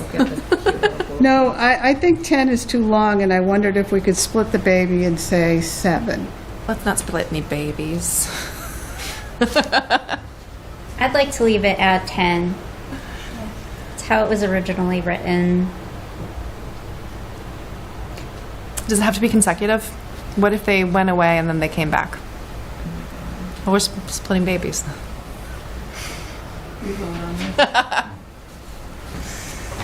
Okay, so are you asking for an amendment? I'm just looking to, not make it 5, but not Well, make it 10. it'd have to, it would have No, to and then it could come up with a different iteration. Like we could vote on it and then have the votes come into play. Oh, I see, okay. All right, okay. So, made and seconded, all in favor? Aye. Wait, what are we doing? Well, yeah, I We're got confused. voting, so we're voting on the Just the policy. motion and the second, and Yeah. with no changes. No So changes, if just it as it's fails, written. you can amend it and change. Like Yeah. if 3 of us said no, There was one change, using the clerk's information. Yes. Yes. So that was the only change that was in the Yeah. original motion, so. And I wasn't actually kidding about the little gold thing. So are we still, this is to still have it be a wooden cane? that's the thing. It's a cane. No, is that still? Well, it's We were gonna go to like a. Aren't I looking at the some sort right? of a There's lapel two thing. versions. No, it says that they're going to get a letter and a memento. Yeah. Memento. The cane stays in town hall. Yes.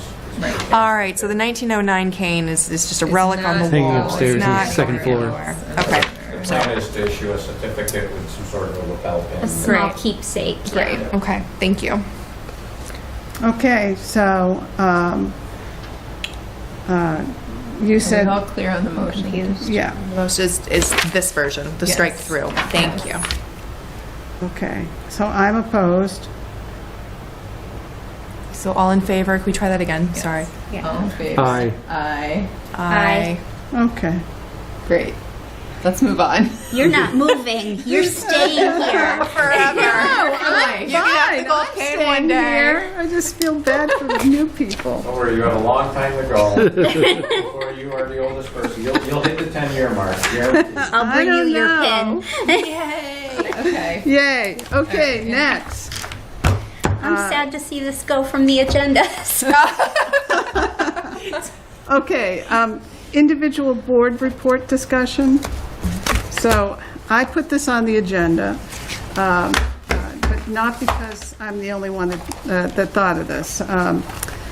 We give our board reports every meeting, but it's kind of a list of, I went here, I went there.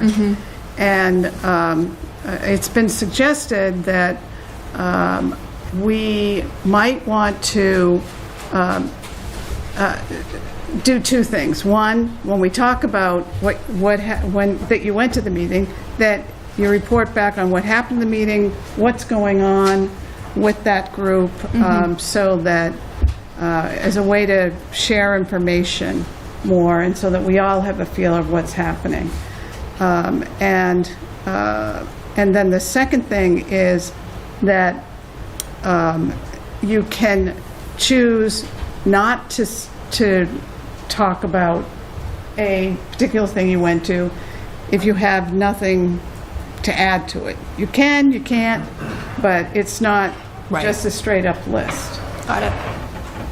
I think because in light of, you had mentioned during one of our most recent meetings that you felt like you weren't sure like what was happening with certain, so like if you're a liaison to a group, like the intention I think behind a board member report is to bring the highlights Right. of like Yeah. what is happening with that group. Yeah? As opposed to, just attending the meeting, right? Like it's, and if there's nothing to report, then there's nothing really to report. That's what, And I think.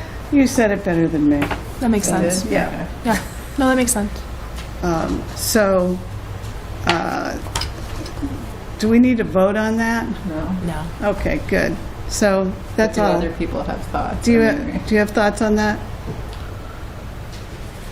Not really, I guess, not at this point. I guess the biggest thing is I just want to know, I'm going to be just up for discussion, I guess, or not discussion, like the chancellor visit. I felt like I didn't know anything about it.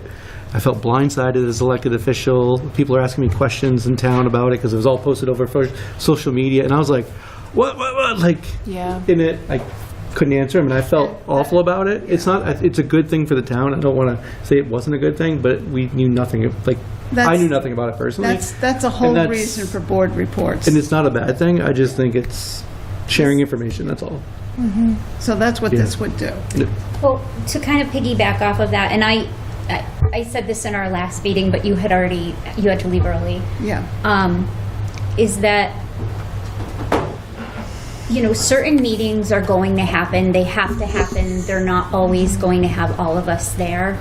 But I want us to be more collaborative in the future about who we send from our team to represent at certain meetings. And trust me, I said it at the last meeting. I was not your person for this UMass Chancellor meeting. Me either.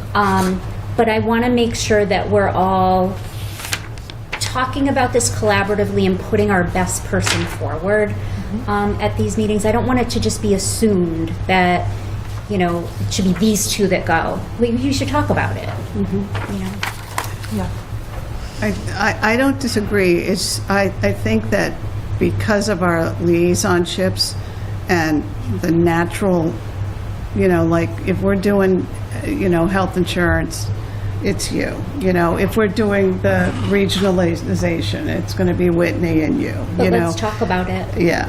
I mean, so I feel like the people who are liaisons to their stuff are probably the ones that should go. In this particular case, there is no liaison to that. But you do have somebody who works at a local college Yeah. that could have been considered. Yeah. I just want to have a collaborative conversation and know that we're all involved going forward in who we're putting forward. That's all. No, I think that's fair. And then also, you know, then we have a better idea what everyone's doing, and maybe we'll say, and that's a strong interest of mine. You know, can I be involved? And we can trade off. Also, not to be too pointed, but you know, the MVP 2.0 stuff came up, and had we been doing more board reports throughout the year, I don't think we would have been in the position we were in where we weren't able to move forward. Yeah. So I think it's a great discussion topic, and I'm hoping that we can learn from it. Yeah, yeah. No, I totally agree. And things change. I mean, I was the one that first brought up childcare for when we're having town meetings. And this became a real interest of yours, and so I passed it over to you. So, you know, so I'm using that as a way of saying it can be done. Sure. But there is, I think, I want to say the obvious, where I do think there's obvious choices for some things that we're doing. Not everything. But, like, I would never be your person for health insurance, you know, or for, you know. May I ask a question I've always wanted to ask? Now feels like the right moment. I do not want to make board reports longer, but if I ever have a question, what is proper? We don't really use Robert's rules formally. We use them pretty loosey-goosey, but can I ask a question to a board member as they are giving their report? Yeah. Okay. Why not? Yeah. Doesn't mean you'll get the answer. Sure. Yeah. But, yeah. Okay. So, since we just discussed this tonight, I'm not saying that this is what we need to do tonight, but moving forward. But if there is anything, like I did want us to talk about the meeting with UMass, Sure. when we get to that point, you can or cannot, but moving forward. Yeah. Okay. Thank you. Thank you. And now it's over to our fabulous town manager. All righty. Well, as always, I endorsed warrants so we can pay our bills and payroll. In response to some recent events in Town Hall, we had de-escalation training for our Town Hall employees. We had over 20 attendees for a 3-hour training, and it was very informative. Not everything is a perfect fit for the building and our employees, but I think the concepts and the topic was timely, and I hope it helps. We're still taking some other measures. We're looking at installing additional security cameras, changing locks on doors, maybe changing some of the physical characteristics of the offices to create more of a barrier between people coming in and our employees. So there's still a lot of work to do, but this was the first step, just to give people better awareness of their situations and how to control them and how to protect themselves. So it was a good training. I did meet with the Mill Valley Snowmobile Club to provide them an update on the Mass Central Rail Trail. I didn't have a lot to say. That project's been stalled up with the railroad, and I don't know when we're going to see that bottleneck free itself up. It appears as though we're going to have to find money to have them review the plans, and that seems to be the problem. They're not being cooperative at all. So we may talk about maybe making some design revisions, or just simply trying to maybe advocate with our legislators for some funding to get the railroad moving. Spent a lot of time preparing for the Chancellor's meeting. I met with the Chancellor. We had a great group. What a team. That was like an A-team. Very well attended. Good conversations, and I'll let Jen and Lisa talk a little bit more about that. But I think that the Chancellor was happy. He came out to visit with us and left with a good impression of Belchertown. Conducted interviews for the grant coordinator. I did final interviews. I had 2 of them. I'm happy to report that on November 3rd, Don Cody will be starting as our new grants coordinator. That's great. D-O-N or D-A-W-N? D-A-W-N. Okay, yeah, I was wondering the same thing too. She has a pretty impressive resume, and I think she's going to be a very good fit. What's her last name? Cody, C-O-T-E. Are you able to share her resume with us, just out of curiosity? I understand you hired her, but I'm just curious about her Yeah. background. Is she a Belchertown resident? Yes. Okay. Jen also wants to see it. I don't know, maybe you can, I can send it around. all right, great. November 3rd. Yeah, she'll be here. All right. I attended the branding committee meeting. We're still trying to figure out the best avenue forward to get the town seal updated. Terry's going to be getting some quotes. She's on here tonight, so we'll see what happens with that. I've been attending Sports Haven Mobile Home Park construction progress meetings, as well as our monthly meetings with the Attorney General's office to talk about the project and steps forward. The contractor's really making some progress down there. We just authorized them to pick up 2 additional phases of work. One of them is in relation to the sewer infrastructure, and the second is the reconstruction of the roadway. We are hoping that by the end of this construction season, which could happen any day now, that all of the work under the road is complete.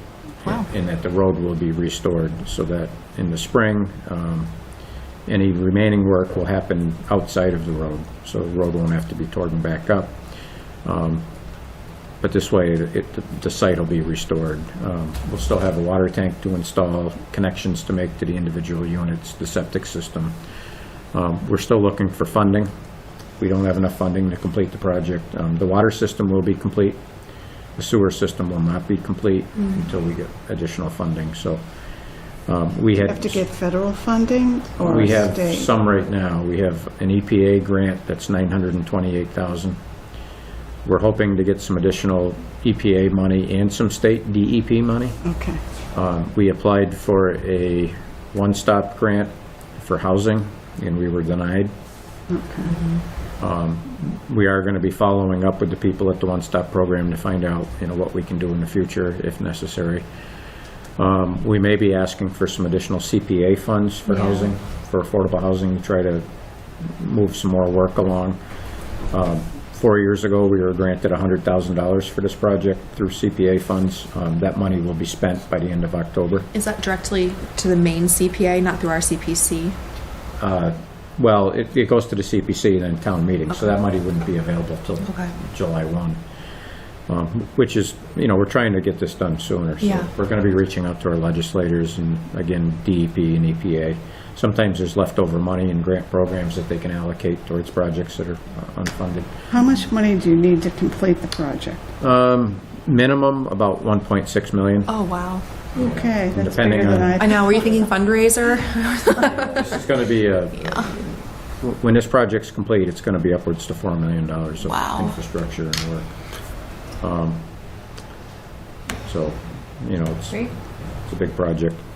Moving on, there's been a lot of work on the Tadgil feasibility study. As you heard, one of the residents tonight came in. I just want to clarify that phase 1 of the feasibility study is complete. I believe that report is posted on the website. I'm surprised that it's not, if it's not.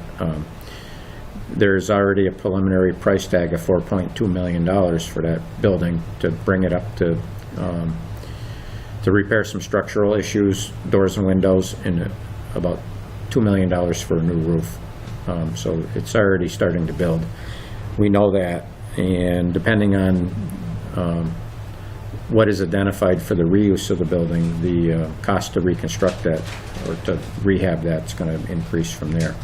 We don't know what that is yet. We should know by the end of the year. The consultants working on this thought that they'd have the project wrapped up by the end of the calendar year. So we'll know more. Right now, there's a survey that's been published on our website that is asking people for guidance on what they would like to see the building reused for. So Have we had that survey before? Probably, yeah. Okay. So many students. But I think, we needed to freshen that up because this portion of the project is identifying the use. No, I was approached saying, I already did this. Why do I have to do it again? So, and I just wanted to say. Public outreach. Yes, that's going to be the next steps, is some public outreach and having some public forums. So that's why we wanted to refresh the data. Okay. And I know, people may get survey burnout. Yeah. They don't have to answer it, but we're not going to throw away the old results. We're going to take the old results and add them to the new results. We're hoping we can hit some new people. Can I just ask how long ago it was? I don't remember when the original one was. Yeah. I don't know that we've ever had one specific to Tadgil. There's just so many surveys. Okay, So- maybe that's it, because Yeah. I've been told I I don't know that already we ever did had one this. specific to Tadgil. And We I had was one like, that was about the area around the rec department. You know what, things that's of why that I'm asking, nature, 'cause But I don't think Yes. we've ever had anything specific. All right, well, that's good to know. Tadgil. But I do think all the buildings were included in that, Tadgil 6 and 8. I mean, Yeah. so many surveys. And So we know that. Okay. It's at some point, if we don't ask, somebody's going to say, why didn't you? If we do, they're going to say, why did you? yeah, I know. If we ask, they say, why are you asking me? You get paid to do this. I mean, we hear this all the time. Yeah. So, And I'm sorry if this is out of order, but since we were using the word survey, is it possible, we don't need to know everything, but is it possible when we know a townwide survey is going out, just for a heads up? yeah, we can email Because I did you. have people ask me about the most recent childcare, and I had no information. Yeah, we can do that. So, the Tadgil survey as well as the child care survey, those are in response to the resident initiative to bring a Boys and Girls Club or YMCA to Belchertown. So we put some information out there just to get some more feedback from the public. They asked for specific. So we did a townwide survey for one resident? No, No, not for the resident, for the Boys and Girls Club. The Boys and That's Girls why. Club asked for the survey. They asked Oh. for some more data points, and they Yes. provided us with questions. Okay, so I didn't know that either. I had people 'cause I asking. think You were I there asked at that- that meeting. You know, and they I said didn't, that they would You do didn't that. connect I that? asked that question. I was like, who put this together? It's really well done. Yeah. Yeah, so there was, Boys and Girls Club, Kate Oh, okay. worked on it. I think Lisa Stahl was involved in Okay. it, so we Yeah. put Yeah. that together. But they were at the public meeting. Okay. And Yeah, that'd make us That, look more you know, knowledgeable. So we did, as part of the Health, Human Services Department study that the Collins Center did, we asked some questions about those types of programs. The Boys and Girls Club were supplied those results, the raw data, and then asked for some additional questions to be answered. So And are we doing the same thing with the Y? the way that it's worded in the survey, it's open-ended. It's not specific to the Boys and Girls. It's a YMCA or the Boys and Girls Club type programming. Right, but that survey is only going out to one audience. It's already gone out and It's- closed. Or It's gone out to the general public, know. and it went to all the students in. That's what I mean, Yeah. but there's no, like, I couldn't fill it out because there was a I don't- separate one for adults. I don't have kids, so I'm, That's why there was a separate one. Yeah. There was two Yeah. surveys. Okay. One That's that went to the right. general public and one That's that went to right. just the students. that's right. Now, the Boys and Girls Club specifically asked for a student survey. That makes sense. Yeah. So yes. So you couldn't answer that one because it wasn't directed towards you. Yeah. But there was a parallel one that Yeah. did go out. I What mean, did it do? Go to their school email? I believe so. It was sent to Brian Cameron. yeah. I mean, I want everybody to have access, so Yeah. that's where I'm at. And there's more than just Belchertown public school students in this town. That's exactly Yeah. right. But if they're here for school choice, then it's likely they would potentially use after-school programs. All right, moving on. Okay. So anyhow, yeah, the engineers and consultants are working on Tadjil. I attended a capital improvement planning committee meeting. They are working on their FY27 capital plan. I attended the finance committee meeting. They approved all of the articles going to town meeting, special town meeting for the health insurance. I've been working with town council on the Pathfinder lease.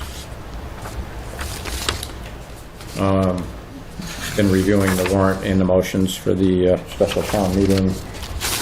We did receive a Mass Trails grant for the Trestle Bridge of $86,010. I worked through that paperwork last week.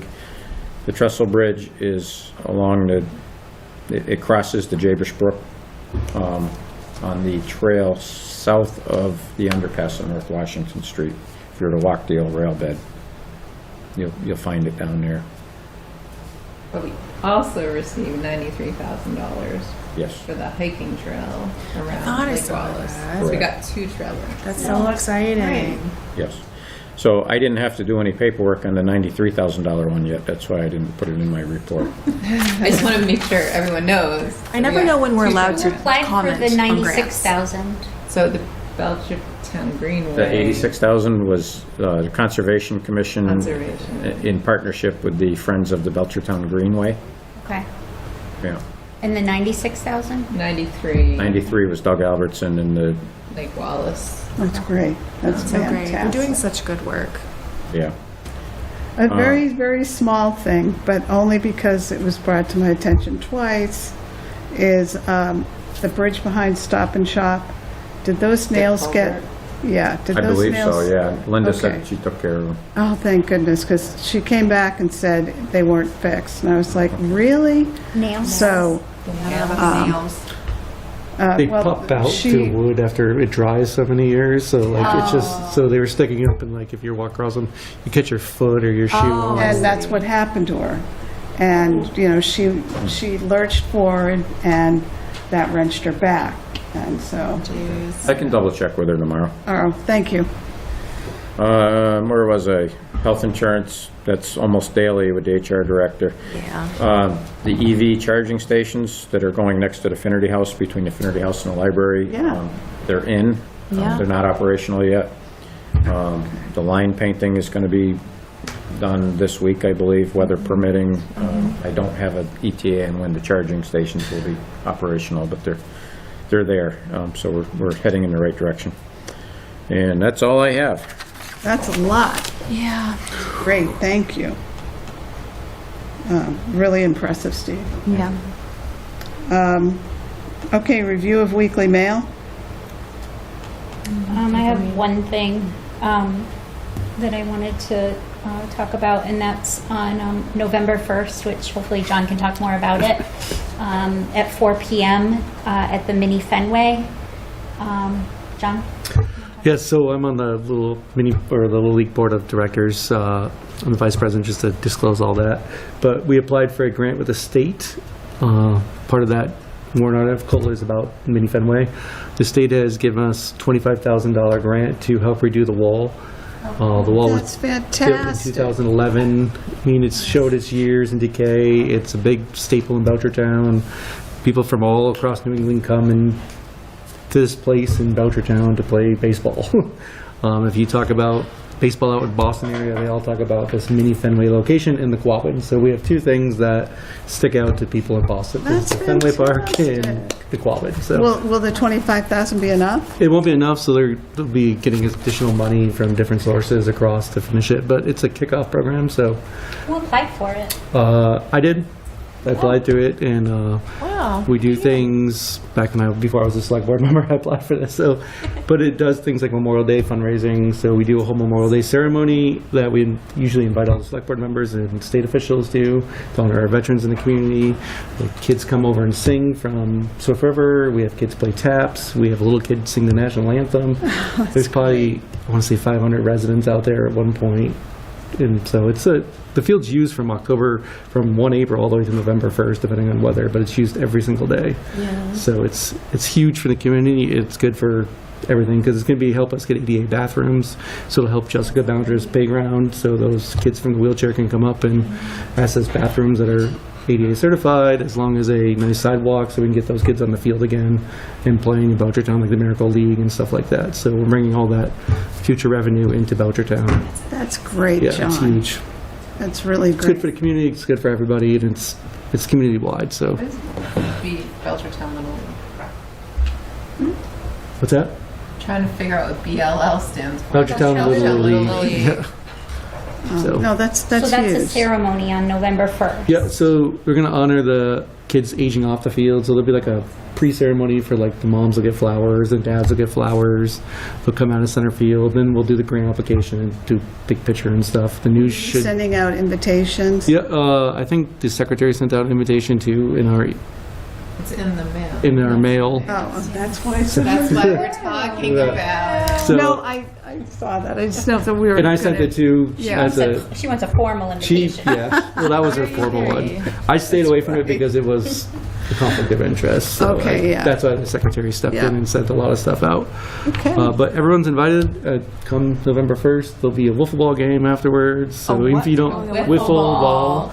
It's a New England thing. Yeah. So your kids, even if you don't play there, you can play, and there'll be a little pizza and hors d'oeuvres. So What time does it start? it starts at 4 o'clock. So Okay.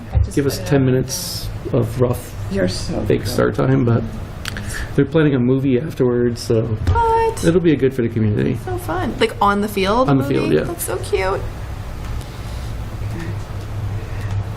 fantastic. All's invited. Invite everybody. Whole community can come. Okay, great. Well, do you want to kick off your Sure. board report too? 9 October, I went to the Chamber of Amherst at Arc Point, where Jen can talk more. This is more her thing, but I showed up. New businesses joined from Belchertown at a discount rate, but this is Jen's thunder, so I'll let her take it. It was a good day. It was fun. 10 October, went to Quabbin Days. That was in person at the DCR. Lisa and Nicole went. A lot of state representatives were there. It was the first time ever. Ed did a great job putting this on. I think my this will gosh. grow into something big for the town and for the Quabbin district, as well as the state. I feel we're just touching the tip and not even like expanding the revenue ideas that could come from this for the town in general. So if you can add more to it later. 14 October, I went to the school committee online.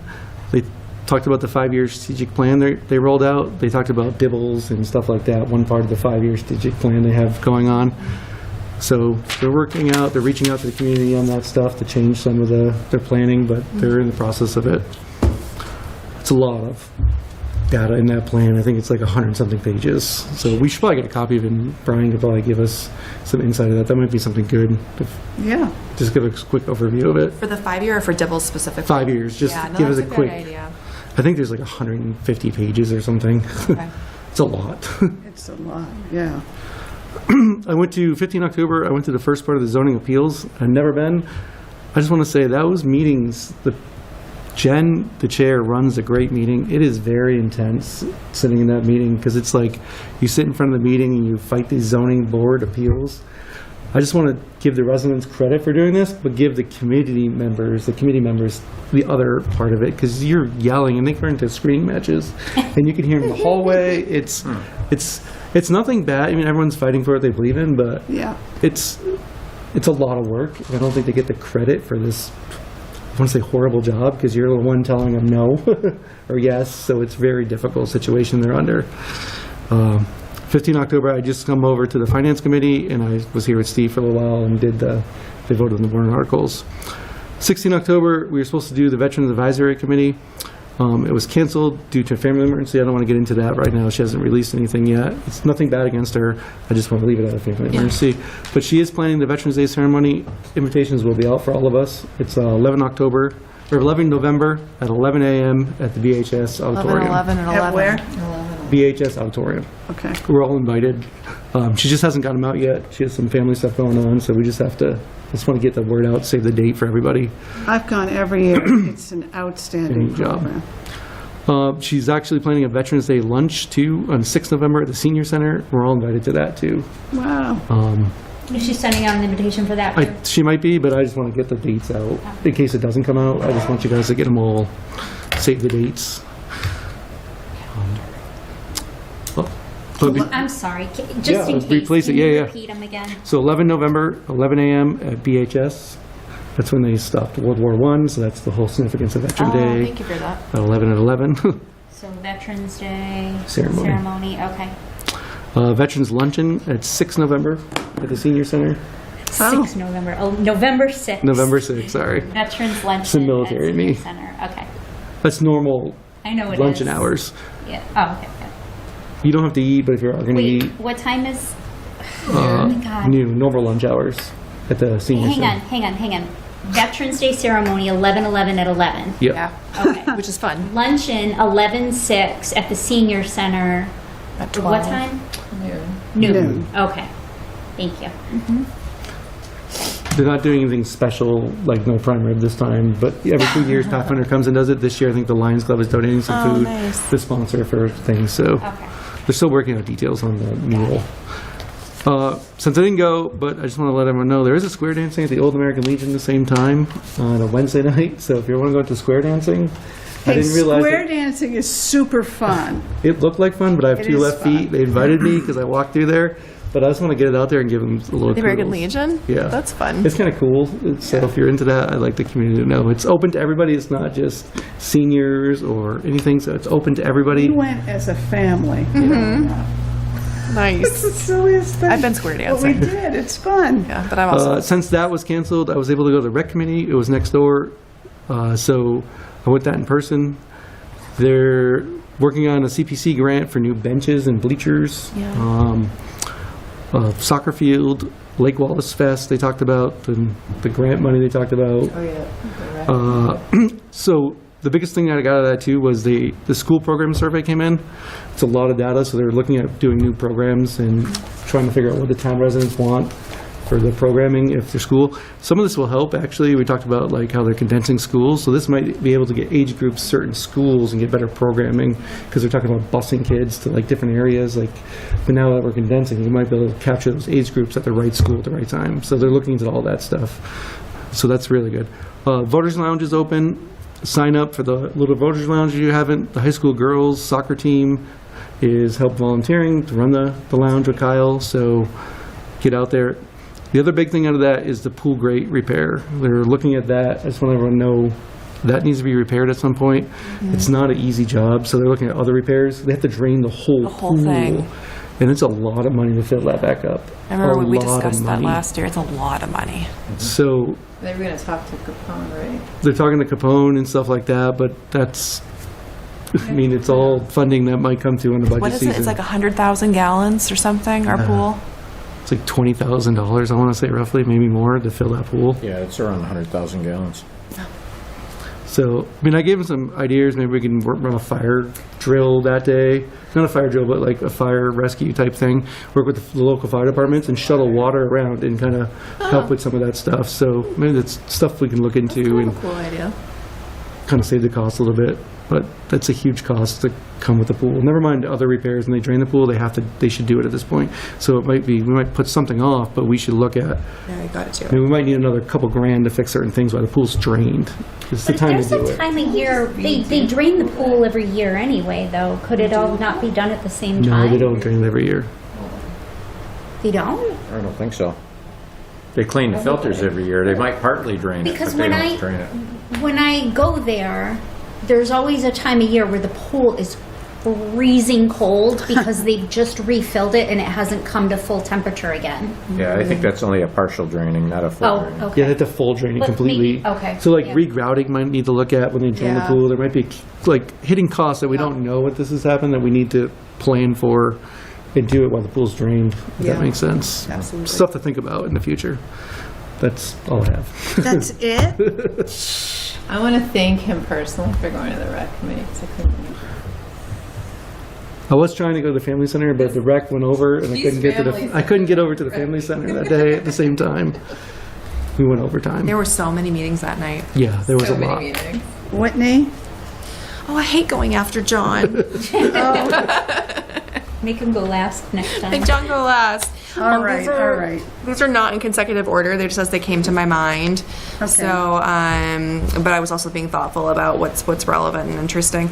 So I want to share that I joined the Energy and Sustainability Committee meeting on the 16th, and they were doing well. I thought that the meeting went well. They have some new members, so I believe they have full membership at this point. They may still have one spot, but they had no trouble with quorum. And they reviewed with me again some of the things that they've done over the last year, which I think we're very familiar with, such as the Belchertown energy plan, and then also the charging stations, which, as Steve had in his report, are almost done. But talking about new goals, they're looking toward the Fuss and O'Neill report in the master plan and trying to think about what their next steps will be. And they are planning on coming forward. I think they've already requested an appointment for this year. Not officially yet. Not but, officially, yeah. okay. I have word that they will be. Yeah, so they're going to come to us with a few goal ideas and then maybe seek some guidance. But they seem to be doing well.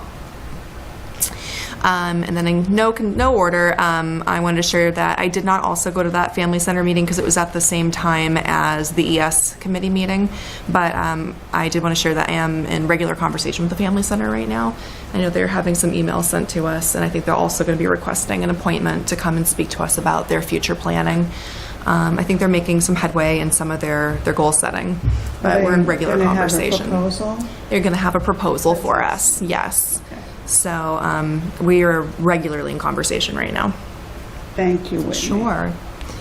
And then CPC, I attended their meeting on the 7th. It was very short, not too much to share other than they are working on implementation of some of the fiscal 25 grants that were approved at town meeting and working through some things there. And then the Belchertown Cultural Council, I also attended their meeting on the 7th as well. And I stayed only for the first few minutes because my kids came and interrupted me and I needed to go because it was virtual. But as you might have seen, they had an artist install a bench on the Lake Wallace Trail, and it was presented at Lake Wallace Day. And there were some concerns about ADA compliance. They were immediately on it. I was helping them get in touch. Originally I went to Linda LeDuc, but she sent us over to Paul Asma, and Paul Asma had some good advice. So it looks like they'll be able to either convert that bench or future benches, because not all benches need to be ADA compliant. So they're doing good work there. And they're already talking about winter light nights, which is exciting. And I wasn't going to mention this, but John encouraged me to. But on the 15th of October, My boys are, and the Boy Scouts are in Cub Scouts, and I don't try to talk about them much, but there was a really cool event. They had emergency responder night they do every year, and our emergency responder team, firefighters come out, they bring the big ladder, the ambulance is there, the K9 unit comes. It's a big deal. And they give up their time freely, and they come and they show all these little kids how important this stuff is. They made first aid kits. It was really great. And John came down the hill because you thought there was an emergency happening, right? It was a lot of, I mean, it's good. I mean, it's good for the community. I think it's important that the community recognizes that the scouts are out there doing this stuff. That's why Northampton police were there, environmental police were there. I don't know who else. There was a lot of different police associations involved, Belchertown. Yeah. But it was good for the community to see that presence. So do they teach them about? Yeah, They do. That's They great. talk about everything they do. They talk about, when they use their services. They made first aid kits together. And it's just a nice thing they do and I'm very thankful. That's great. And a lot of them volunteered their time, like the police officers from Northampton. It wasn't like paid, so it's like a lot of volunteer work. So it's good for the Glad community. you encouraged her, because that's important to know. He's like, you gotta talk about this. And I was like, well, it's just for my kids. You're like, no, it's not. I was like, okay. Yeah. So thanks, John. And other than that, I went to the library book sale, of course. So hopefully y'all went too. Yes. Yeah, that's it. Jen? Oh, it's my turn. Yes, the Chancellor came to town. So this was, I'm just going to reiterate the history of the Chancellor coming to town, which was a bunch of relationship building that we've been doing with the Chamber. So we did have an event with the Chamber. This was all part of work being done under the creative economy stuff. So the branding Belchertown, what is the cohort that we had with the Chamber that was at our point was 10 businesses that we subsidized using ARPA funding. Building up Belchertown. I forgot the name of it. I don't know why. Building up Belchertown. Building up Belchertown. Yep. That was one of the LRRP recommendations, so that was finally executed at the tail end of Maud's final time with us. Maud is no longer on contract, unfortunately. 14th, the date of the Chancellor visit was her last day, so I'm very sad that she is no longer assisting us with any of this activity that we've been doing. So I bring all of this together to point out is that we have been doing a lot of relationship building with the Chamber itself, the Amherst Chamber in specific. We also have a relationship with the Quabog Chamber, but that is not as well defined at this very moment. They have a new ED and they're still getting their feet underneath them. To that end, on Friday, if anyone wants to go, there is a legislative breakfast at This Friday? No, not this Friday. there one on Next Halloween? Friday, Halloween. There's a legislative breakfast, and we are a member of the Chamber, so if you want to go, I'm not going to go, so one of you guys could and should go to the legislative breakfast that is happening at what's happening. I know Lisa and I went last year, and Steve went last year. It's I went great. last year. Didn't I go can't do last it. year too? That's I when, don't know. yeah, that's when Aaron spoke and, Yeah, it's And legislative Jake breakfast, so they usually have Yeah. representatives come and they speak about stuff. We were highlighted a couple years back. Yeah. I've spoken at the meeting. But these are the types of relationship building activities that we can and should all be doing, and that is what led to the Chancellor coming to town through the efforts of working with the Chamber and then their introduction to the UMass folks and telling us we should talk to them, and we started building relationships with I'm UMass happy to go folks. as long as somebody else goes with me. You guys can I register can't do and it. go. I'm booked. John? I have to look at my schedule for Halloween with my kids. I mean, it's in the morning. It's in the morning. at 8:30 in the morning. It's not like it's in the evening. No. It's a breakfast. So Steve? I'm gonna try. I was gonna say I'll see if I can move a meeting. It's a great breakfast. I'd go for the bacon. Yeah, it's for the bacon. is very good. It's very good. Yeah. I went a couple years ago with you. I don't think I went last year. You did go last year. I sat right next to you. We have a Oh, picture. that's right. We have a picture of the three of us. It was do. you, me, and The three of us Steve. went. That's right. So these chamber relationships are a way of spreading information about Belchertown, and that's why I personally feel like it's important for representatives from our board and from other entities and committees to be attending them. Also to that end, November 18th, can we talk about that? Yes. So Whitney already I mean, we're all invited, and I'm trying to get a table together. There's a whole bunch of folks that used to work with this beautiful volunteer individual. Are we last? They haven't even announced it. So I know. can we announce I don't these? know. No, they haven't. Well, so we have a local resident who volunteers a lot of time to Belchertown who's going to be receiving an award. Right. So today I RSVP'd for Lisa, Jen, Whitney, and myself. Oh, great. I had like 6 come? people. I have to look at my schedule. Oh, and Lisa Stahl, our creative, Who's that one? I have like other people. our cultural district manager. So What- There's like a did wait ask- list. Well, I asked Jacob When is that if one? we could Again? have like November a full 18th. table. That's great. Of folks, and so he hasn't written back to me, but there's a bunch of folks who served with her on various committees Yeah. that would like to honor her as well. Can we bring foghorns? So that's November 18th. So it's the Amherst Chamber A+ Awards dinner Yes. at UMass Amherst And at it's Student Union from 5 Ballroom. to 7, From right? 5 to whenever time it's over. Oh. Yeah. So I would just Okay. highly recommend if anyone wants to go. I'm gonna be able to go to that. To go. You sent out an email about I that, did, too. yes. Yeah. So I heard back from 3 of you. Yeah. Yeah. So if other folks want to go, please comment on her. And then Lisa and I attended the Western Mass Economic Developers Conference at MGM. There were 2 members from the EDIC in attendance there as well. And so that was good to see some of those folks at the Developers Conference. There was a lot of good networking that happened there. So again, it's this concept of relationship building, and you never know like where it goes. So I strongly believe in that type of a mentality of like, you know, going and meeting and talking, and you never know where these things go. They could go nowhere, they could go somewhere. So like, you know, we talked to West Mass, we talked to Western Builders in Granby. Yeah, we had a that's great right. conversation with 2 ladies there. Yeah. You know, Common Capital was there, Mass Development was there, again, West Mass was there. Yeah. We saw a great presentation by the Ruiz Family Foundation about the investment that they're making in Holyoke, which is incredible, which could have a trickle-down effect across the entire region. So, you know, these are the types of things that I think, in terms of economic development, that, you know, personally I am interested in it, and that's why I go to these things. But I think, you know, the more folks from Belchertown, from various boards and committees that go to these types of events, you know, and spread the awareness of like what we have going on in Belchertown is really important at this crucial point in our community's future. Okay, that's it. That's all I'm going to say. Those are the fun things that the board should be taking advantage of. Yeah, right. You know, why just sit here all night and not have fun? I mean, we're a little fun. So I'm just going to bring up a couple things. Everybody's kind of talked about it. I did go to a couple of meetings on the 7th to talk about a town meeting enhanced packet and a basic overall recap of the town meeting for last year. Okay.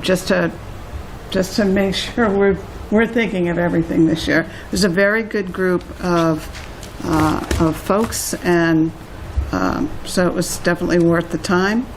I went to Quabbin Days with John and Nicole. That really was wonderful. Ed was great. And it was a picture-perfect day. I should mention it was Ed Como. So Oh, yeah. I think that we're talking about Ed Oh, Bossier. yeah, Ed Como, Oh, sorry. I Ed should have said his Como. last He keeps name. saying Ed, and I'm like, Yeah, okay, it's Ed. sorry. Ed Como. Okay, on the 14th, with Jen, I attended the UMass meeting. And one of the things that, this was an intro meeting. This was not us, developing a proposal for them to think about. This was literally, this is Belchertown. Steve, talked about the demographics, and Doug did much more about what land is available.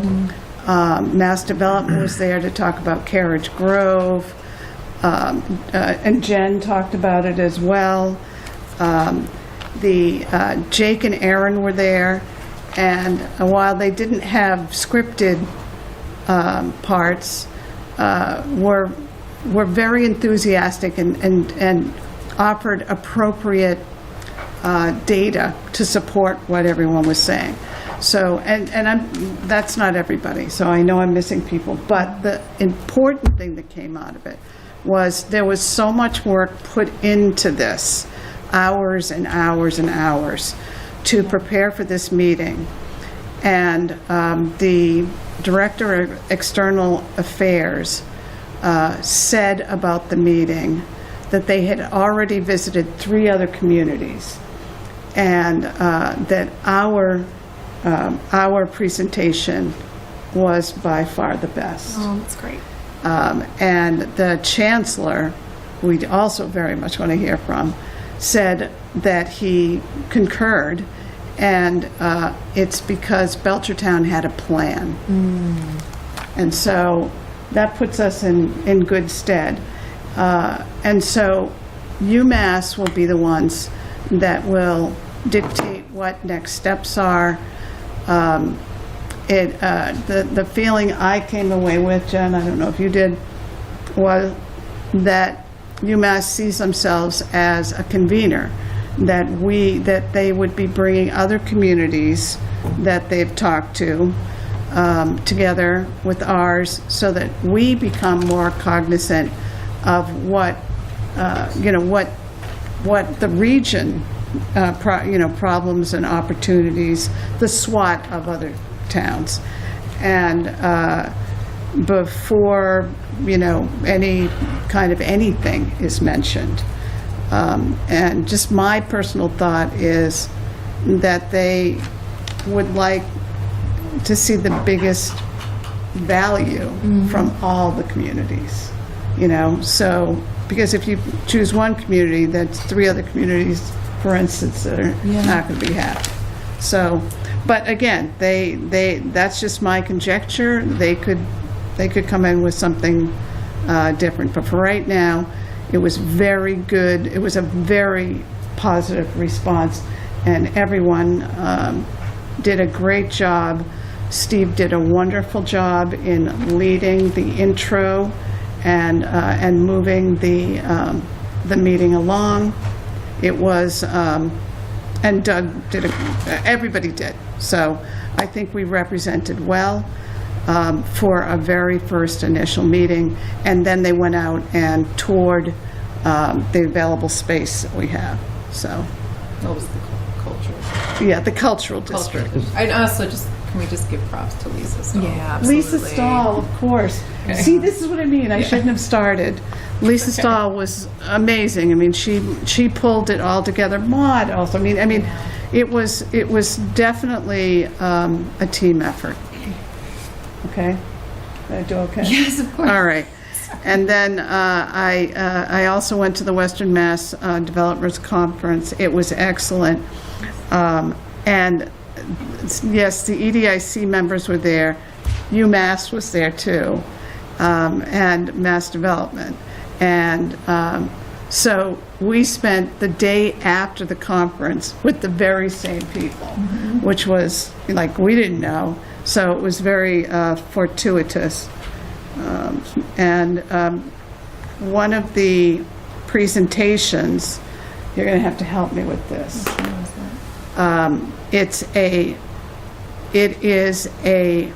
Is it a battery? This is a technology. I didn't go to that webinar. I know I did, and it's a technology that will help food service to check. Do you remember this? Well, it was food sciences. It was food, yeah, but it was a very specific thing that's being built in Holyoke. Yeah. And Oh no, that's the AI thing. There's a whole bunch of cool stuff happening out of but the UMass is system. doing it. So I attended it anyway, just to get in on the ground floor of it and to ask for obviously what I need, which is kind of a tutorial of, okay, I listened, I got it's cool, but can you slow the roll and explain what this really is? So I'm waiting to hear back from them. So Cool. that's all I Nicole, have. Yeah, Nicole, you did. Did you go? Go where? Board report. Did you do your board? Oh, no. No. You started with John, and then you went to Wendy, and then you went to me. Oh, and then yeah. I apologize. That's You okay. go. Honestly, it's Medicare open enrollment, so I've not been doing as much as I could be, but I'll just share the few things I did. I did attend the meeting on October 9th for the Hampshire County Group Insurance Trust. I think we covered everything with Steve. I actually sat with a member of the Ag Commission, and she's also a member of the Lamson Brook Farm Board. Her name is Tammy Ryan. She gave me a soup to nuts historical overview of Lamson Brook Farm, from history to what's going on today with legislation, or what's not going on with legislation, the role that the NITMUC may or may not play in that, everything. And the reason that I wanted, first of all, I just wanted to understand what was going on just out of interest in it. I used to live right up the street from there, and I never really knew all that was happening down there, but also I kind of want to take advantage of our legislative visit that's coming up and be able to ask Jake and Aaron, you know, what's the holdup? What's the problem? You know, I know there's some different state agencies that are involved, but it's just not moving forward. Development down there is just not moving forward. So, attended Quabbin Days. One thing we did learn is that Jake's grandfather was on the crew that chopped down the trees Oh my to gosh. flood the Quabbin. Wow. His grandfather? His grandfather was part of that, yep. And then I attended the branding committee meeting that same day, and I believe Terry is going out for at least one more quote for our seal. But something, is Terry still on? She's still on. So, Terry, I'm not sure if you can hear, but from what I understand, the $5,000 quote that we got is for a color seal, and I thought we were going with black and white, so I was wondering if we could get some clarification on that. Oh, in Port Terry, by the way, it's been 3 hours. True. I don't know if she's Yeah. gonna. So if we're only going for black and white, Yeah, does that mean that our $5,000 quote should actually be considerably less? It should be. That's what she's looking into now. She's Okay. getting more quotes and looking into that. But even the quote that we got Should may be be less. sufficient. Okay. Yeah. And that's it. That's all I have. Well, that's great, thank you. Okay. Are there any questions from the press? Is anybody here? No. Okay, with that, do I hear a motion to adjourn? Do we have to do item 10? Future items for discussion? So before you read the executive session. Oh, motion, yeah. I don't have an update on Cold Spring School. Yeah. I have a meeting set up tomorrow to talk to the attorneys, so I'll have an update for the next meeting. So all we have to do in executive session tonight would be approve minutes, and I would rather go home. So Yeah. Yeah, if you want me to make an executive decision, thank you. May I hear a motion to We adjourn. gotta sign stuff. Do we have to do that? Can I just ask a question about number 10 since it is on our agenda? This is our parking lot. How are we going to start getting these items onto our agendas? We're actually doing that. That's Oh, good. why Gold Cane was on. Awesome. And generally, we look at, okay, depending on how busy the meeting is and how much we need